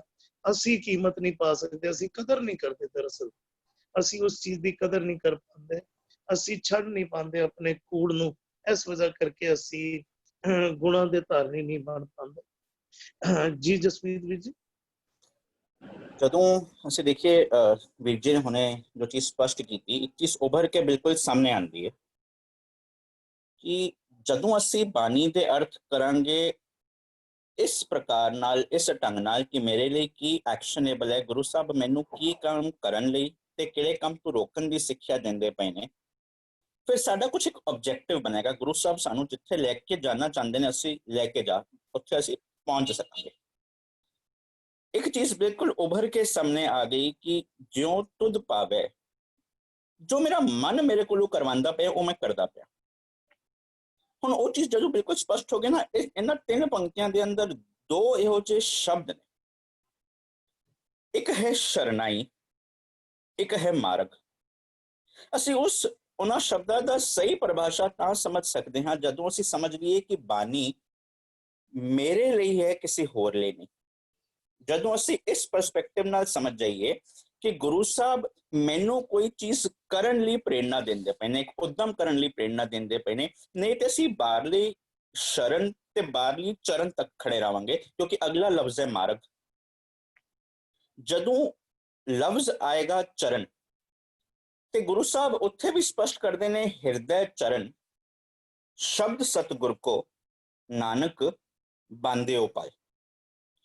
ਪਾਲ ਦੇ ਕਈ ਅਰਥ ਬਣਦੇ ਨੇ, ਉਸ ਜਗ੍ਹਾ ਤੇ ਪਾਲ ਦੇ ਅਰਥ ਨੇ ਪੱਲੇ ਬੰਨ ਲਾ। ਗੁਰੂ ਸਾਹਿਬ ਕਹਿੰਦੇ ਪਏ ਨੇ ਹੇ ਪੱਲਿਆ ਪੁਰਖਾ, ਇੱਕ ਚੀਜ਼ ਚੰਗੇ ਢੰਗ ਨਾਲ ਪੱਲੇ ਬੰਨ ਲੈ। ਗੁਰੂ ਦੇ ਚਰਨ, ਕਿਉਂਕਿ ਗੁਰੂ ਬਾਹਰਲੀ ਤੌਰ ਤੇ ਕੋਈ ਸਰੀਰ ਨਹੀਂ, ਦੇ ਨਹੀਂ, ਤੇ ਸਿੱਖ ਵੀ ਸਰੀਰ ਨਹੀਂ, ਦੇ ਨਹੀਂ। ਹੁਣ ਜੇ ਗੁਰੂ ਵੀ ਦੇ ਨਹੀਂ ਤੇ ਗੁਰੂ ਦਾ ਚਰਨ ਕੀ ਹੈ? ਗੁਰੂ ਸਾਹਿਬ ਕਹਿੰਦੇ ਪਏ ਨੇ ਹਿਰਦੈ ਚਰਨ, ਆਪਣੇ ਹਿਰਦੇ ਦੇ ਵਿੱਚ ਤੂੰ ਚਰਨ ਵਸਾ। ਕੀ? ਸ਼ਬਦ ਸਤਿਗੁਰ ਕੋ, ਗੁਰੂ ਦਾ ਸ਼ਬਦ ਵਿਜ਼ਡਮ ਤਤ ਗਿਆਨ ਹੀ ਚਰਨ ਹੈ। ਨਾਨਕ ਬਾਂਧਿਓ ਪਾਲ, ਇਸ ਚੀਜ਼ ਨੂੰ ਚੰਗੇ ਢੰਗ ਨਾਲ ਪੱਲੇ ਬੰਨ ਲੈ। ਹੁਣ ਜਦੋਂ ਉਹ ਸ਼ਬਦ, ਉਹ ਗਿਆਨ, ਉਹ ਵਿਜ਼ਡਮ, ਉਹ ਸਿੱਖਿਆ ਮੈਂ ਆਪਣੇ ਅੰਦਰ, ਜੋ ਕਿ ਮੇਰੇ ਅੰਦਰ ਸੀ, ਉਸ ਨੂੰ ਵਸਾਣਾ ਹੈ, ਤੇ ਉਹਦੀ ਸ਼ਰਨ ਪੈਣ ਦਾ ਭਾਵ ਕੀ ਹੋਏਗਾ? ਹੁਣ ਬਾਬਾ ਕਬੀਰ ਇੱਕ ਚੀਜ਼ ਬੜੀ ਸਪਸ਼ਟ ਕਰਦੇ ਨੇ, ਤੂੰ ਨਾ ਹਰ ਜਗ੍ਹਾ ਦੇ, ਬਹੁਤ ਜਗ੍ਹਾ ਤੇ, ਬਹੁਤ ਥਾਟ ਪ੍ਰੋਸੈਸ ਦੇ ਨੂੰ ਜਸਟੀਫਾਈ ਕਰਨ ਲਈ ਸ਼ਰਨੀ ਪੈਂਦਾ। ਜਿਵੇਂ ਬਾਬਾ ਕਬੀਰ ਕਹਿੰਦੇ ਨੇ ਕਹਿਤ ਕਬੀਰ ਸੁਨੋ ਰੇ ਪ੍ਰਾਨੀ, ਛੋਡੋ ਮਨ ਕੇ ਭਰਮਾ। ਇਹ ਮਨ ਦਾ ਭਰਮ ਹੀ ਹੈ ਨਾ, ਇੱਕ ਰੱਬ ਮੇਰੇ ਅੰਦਰ ਵੀ ਹੈ, ਇੱਕ ਰੱਬ ਬਾਹਰ ਵੀ ਹੈ, ਇੱਕ ਰੱਬ ਧਰਮ ਸਥਾਨ ਤੇ ਵੀ ਹੈ। ਤੇ ਇਸ ਕਰਕੇ ਕਿਹਾ ਜਾਂਦਾ ਤੂੰ ਗੁਰਦੁਆਰੇ ਬੈਠੇ ਝੂਠ ਨਾ ਬੋਲ, ਮਤਲਬ ਬਾਹਰ ਝੂਠ ਬੋਲ ਸਕਦਾ, ਹੁਣ ਨਹੀਂ ਬੋਲ ਸਕਦਾ। ਇੱਕ ਅਜੀਬ ਜੀ ਹਿਪੋਕ੍ਰੇਸੀ ਆ ਗਈ ਜਦੋਂ ਸਮਝ ਲਿਆ ਹੁੰਦਾ ਕਿ ਭਲਿਆ ਪੁਰਖਾ ਰੱਬ ਤੇ ਮੇਰੇ ਅੰਦਰ ਹੀ ਹੈ, ਤੇ ਜਿਹਦੇ ਨਾਲ ਮੈਂ ਡੀਲ ਕਰਦਾ ਪਿਆ ਰੱਬ ਤੇ ਉਧਰ ਅੰਦਰ ਵੀ ਹੈ, ਜਿਸਨੂੰ ਕਹਿੰਦੇ ਪਏ ਨੇ ਆਤਮ ਪਰਮਾਤਮ। ਜੇ ਹੁਣ ਗੁਰੂ ਸਾਹਿਬ, ਕਬੀਰ ਸਾਹਿਬ ਉਸ ਜਗ੍ਹਾ ਤੇ ਸਾਨੂੰ ਲੈ ਕੇ ਜਾਣਾ ਚਾਹੁੰਦੇ ਨੇ। ਕਬੀਰ ਸਾਹਿਬ ਕਹਿੰਦੇ ਨੇ ਕਹਿਤ ਕਬੀਰ ਸੁਨੋ ਰੇ ਪ੍ਰਾਨੀ, ਛੋਡੋ ਮਨ ਕੇ ਭਰਮਾ, ਕੇਵਲ ਨਾਮ ਜਪੋ ਰੇ ਪ੍ਰਾਨੀ, ਪਰੋ ਏਕ ਕੀ ਸ਼ਰਨ। ਸਪਸ਼ਟ ਕਰ ਦਿੱਤਾ ਇੱਕ ਦੀ ਸ਼ਰਨ। ਹੁਣ ਉਹ ਇੱਕ ਦੀ ਸ਼ਰਨ ਪੈਣ ਨਾਲ ਹੁੰਦਾ ਕੀ ਹੈ? ਗੁਰੂ ਸਾਹਿਬ ਅੱਗੇ ਹੋਰ ਸਪਸ਼ਟ ਕਰਦੇ ਨੇ। ਗੁਰੂ ਸਾਹਿਬ ਕਹਿੰਦੇ ਨੇ ਤਿਸਕੀ ਸ਼ਰਨੀ ਪਰ ਮਨਾ। ਹੁਣ ਦੇਖੋ ਕਿੰਨਾ ਸਪਸ਼ਟ ਹੁੰਦਾ ਪਿਆ, ਹਰ ਚੀਜ਼ ਮੇਰੇ ਮਨ ਦੀ ਚਲਦੀ ਪਈ ਹੈ। ਮੇਰਾ ਮਨ ਕੀ ਹੈ? ਵਿਚਾਰਾਂ ਦਾ ਸੰਗ੍ਰਹਿ। ਜਿਉਂ ਜਾ ਮੇਰਾ ਮਨ ਚਾਹੇਗਾ, ਕਿਉਂਕਿ ਮੇਰਾ ਮਨ ਰਾਜਾ ਬਣਿਆ ਬੈਠਾ, ਪਰ ਉਹ ਹੈ ਜਾਂ ਨਾ ਰਾਜਾ ਬਾਲਕ ਨਗਰੀ ਕਾਚੀ, ਦੁਸ਼ਟਾਂ ਨਾਲ ਪਿਆਰ ਹੋ ਬੈਠਾ। ਹੁਣ ਜਦੋਂ ਤੂੰ ਉਹ ਇੱਕ ਦੀ ਸ਼ਰਨ ਪੈ ਗਿਆ, ਤੂੰ ਸਰੈਂਡਰ ਕਰ ਦਿੱਤਾ, ਆਪਣੀ ਹੌਂ ਛੱਡ ਦਿੱਤੀ, ਤੇ ਗੁਰੂ ਸਾਹਿਬ ਇੱਕ ਚੀਜ਼ ਬਿਲਕੁਲ ਸਪਸ਼ਟ ਕਰਦੇ ਨੇ ਤਿਸਕੀ ਸ਼ਰਨੀ ਪਰ ਮਨਾ, ਜਿਸ ਜੇਵੜ ਅਵਰ ਨਾ ਕੋਏ, ਜਿਸ ਸਿਮਰਤ ਸੁਖ ਹੋਏ ਕਨਾ, ਦੁੱਖ ਦਰਦ ਨਾ ਮੂਲੇ ਹੋਏ, ਸਦਾ ਸਦਾ ਕਰ ਚਾਕਰੀ, ਪ੍ਰਭ ਸਾਹਿਬ ਸੱਚਾ ਸੋਏ। ਹੁਣ ਸ਼ਰਨ ਪੈਣ ਦਾ ਭਾਵ ਚਾਕਰੀ ਕਰਨਾ। ਚਾਕਰੀ ਕਰਨ ਦਾ ਭਾਵ ਜਿਸ ਰਾਹ ਤੇ ਗਿਆਨ ਸਾਨੂੰ ਤੋਰਨਾ ਚਾਹੁੰਦਾ ਹੈ, ਉਹ ਸਾਡੇ ਕਰਮਾਂ ਚੋਂ ਨਜ਼ਰ ਆ ਜਾਂਦਾ ਹੈ, ਜਿੱਧਰੋਂ ਅਸੀਂ ਪਹੁੰਚ ਜਾਂਦੇ ਹਾਂ ਅਗਲੇ ਲਫ਼ਜ਼ ਵੱਲ, ਜਿਹਨੂੰ ਕਹਿੰਦੇ ਪਏ ਨੇ ਮਾਰਗ। ਗੁਰੂ ਸਾਹਿਬ ਇੱਕ ਚੀਜ਼ ਹੋਰ ਸਪਸ਼ਟ ਕਰਦੇ ਨੇ, ਜਦੋਂ ਇਹ ਸਾਰੀਆਂ ਗੱਲਾਂ ਫਿਜ਼ੀਕਲ ਨਹੀਂ ਹੁੰਦੀਆਂ ਪਈਆਂ, ਫਿਰ ਮਾਰਗ, ਰਸਤਾ ਵੀ ਫਿਜ਼ੀਕਲ ਨਹੀਂ ਹੋ ਸਕਦਾ। ਜਿਵੇਂ ਗੁਰੂ ਸਾਹਿਬ ਸਪਸ਼ਟ ਕਰਦੇ ਨੇ ਉਹ ਮਾਰਗ, ਤੈਨੂੰ ਮੈਂ ਕਿਹੜੇ ਮਾਰਗ ਤੇ ਤੋੜਨਾ ਚਾਹੁੰਦਾ? ਗੁਰੂ ਸਾਹਿਬ ਕਹਿੰਦੇ ਪਏ ਨੇ ਡੈਫੀਨੇਸ਼ਨ, ਇੱਕ ਮਾਰਗ ਚੱਲੇ ਭਾਈੜੇ। Don't get confused, it's a very simple way. ਇੱਕ ਮਾਰਗ ਚੱਲੇ ਭਾਈੜੇ, ਗੁਰ ਕਹੇ ਸੁਕਾਰ ਕਮਾਈ ਜਿਓ, ਪਹਿਲਾ ਆ ਗਿਆ। ਹੁਣ ਜੋ ਗੁਰ ਕਹਿ ਰਿਹਾ ਹੈ, ਤੂੰ ਆਪਣੀ ਮਨ ਕੀ ਮਤ ਨੂੰ ਛੱਡਣ ਜੋਗਾ ਹੋ ਜਾ, ਇਹ ਮਾਰਗ ਤੇ ਚੱਲ ਜਾ। ਇੱਕ ਮਾਰਗ ਚੱਲੇ ਭਾਈੜੇ, ਗੁਰ ਕਹੇ ਸੁਕਾਰ ਕਮਾਈ ਜਿਓ। ਹੁਣ ਦੂਜਾ ਮਾਰਗ, ਉਸੇ ਮਾਰਗ ਤੇ ਚੱਲ ਜਾ, ਤੈਨੂੰ ਦੂਜਾ ਸਟੈਪ ਕੀ ਲੈਣਾ ਪਏਗਾ? ਤਿਆਗੇ ਮਨ ਕੀ ਮਤੜੀ, ਵਿਸਾਰੇ ਦੂਜਾ ਭਾਓ ਜਿਓ। ਹੁਣ ਤੂੰ ਗੁਰ ਕਹੇ ਸੁਕਾਰ ਕਮਾਈ ਜਿਓ ਵਾਲੇ ਮਾਰਗ ਤੇ ਆ ਗਿਆ, ਤਿਆਗੇ ਮਨ ਕੀ ਮਤੜੀ ਵਾਲੇ ਮਾਰਗ ਤੇ ਆ ਗਿਆ, ਵਿਸਾਰੇ ਦੂਜਾ ਭਾਓ ਦੇ ਮਾਰਗ ਤੇ ਆ ਗਿਆ। ਤੇ ਗੁਰੂ ਸਾਹਿਬ ਆਪ ਸਪਸ਼ਟ ਕਰਦੇ ਨੇ ਇਉਂ ਭਾਵ ਹੈ, ਦਿਸ ਇਜ਼ ਦ ਵੇ। ਹਰ ਦਰਸਾਵੜਾ ਉਹ ਰੱਬ ਜੀ ਦਾ ਸਬਕ ਸਿੱਖਿਆ ਤੇਰੇ ਜੀਵਨ ਦੇ ਵਿੱਚ ਉੱਭਰ ਕੇ ਆ ਜਾਏਗਾ। ਇਸ ਕਰਕੇ ਹੁਣ ਤੈਨੂੰ ਐਫਰਟ ਲੈਣੇ ਪੈਣਗੇ। ਜੋ ਵੀਰ ਜੀ ਨੇ ਸਮਝਿਆ ਨਾ, ਜਿਉਂ ਤੁਧ ਭਾਵੇ, ਜਦੋਂ ਜੋ ਮੇਰੇ ਮਨ ਨੂੰ ਜੋ ਚੀਜ਼ ਸਮਝ ਆਉਂਦੀ ਹੈ, ਹੁਣ ਦੇਖੋ ਤੈਨੂੰ ਐਫਰਟ ਲੈਣੇ ਪੈਣਗੇ। ਜੋ ਗੁਰੂ ਸਾਹਿਬ ਸਪਸ਼ਟ ਕਰਦੇ ਨੇ, ਉਦਮ ਕਰਤ ਮਨ ਨਿਰਮਲ ਹੁਆ। ਹੁਣ ਫਿਰ ਸਪਸ਼ਟ ਹੁੰਦੀ ਪਈ ਹੈ, ਉਦਮ ਕੌਣ ਕਰਦਾ ਪਿਆ ਤੇ ਨਿਰਮਲ ਕੌਣ ਹੁੰਦਾ ਪਿਆ? ਮੇਰਾ ਮਨ। ਗੁਰੂ ਸਾਹਿਬ ਕਹਿੰਦੇ ਪਏ ਨੇ, ਉਦਮ ਕਰਤ ਮਨ ਨਿਰਮਲ ਹੁਆ, ਹਰ ਮਾਰਗ ਚਲਤ ਭ੍ਰਮ ਸਗਲਾ ਖੋਆ।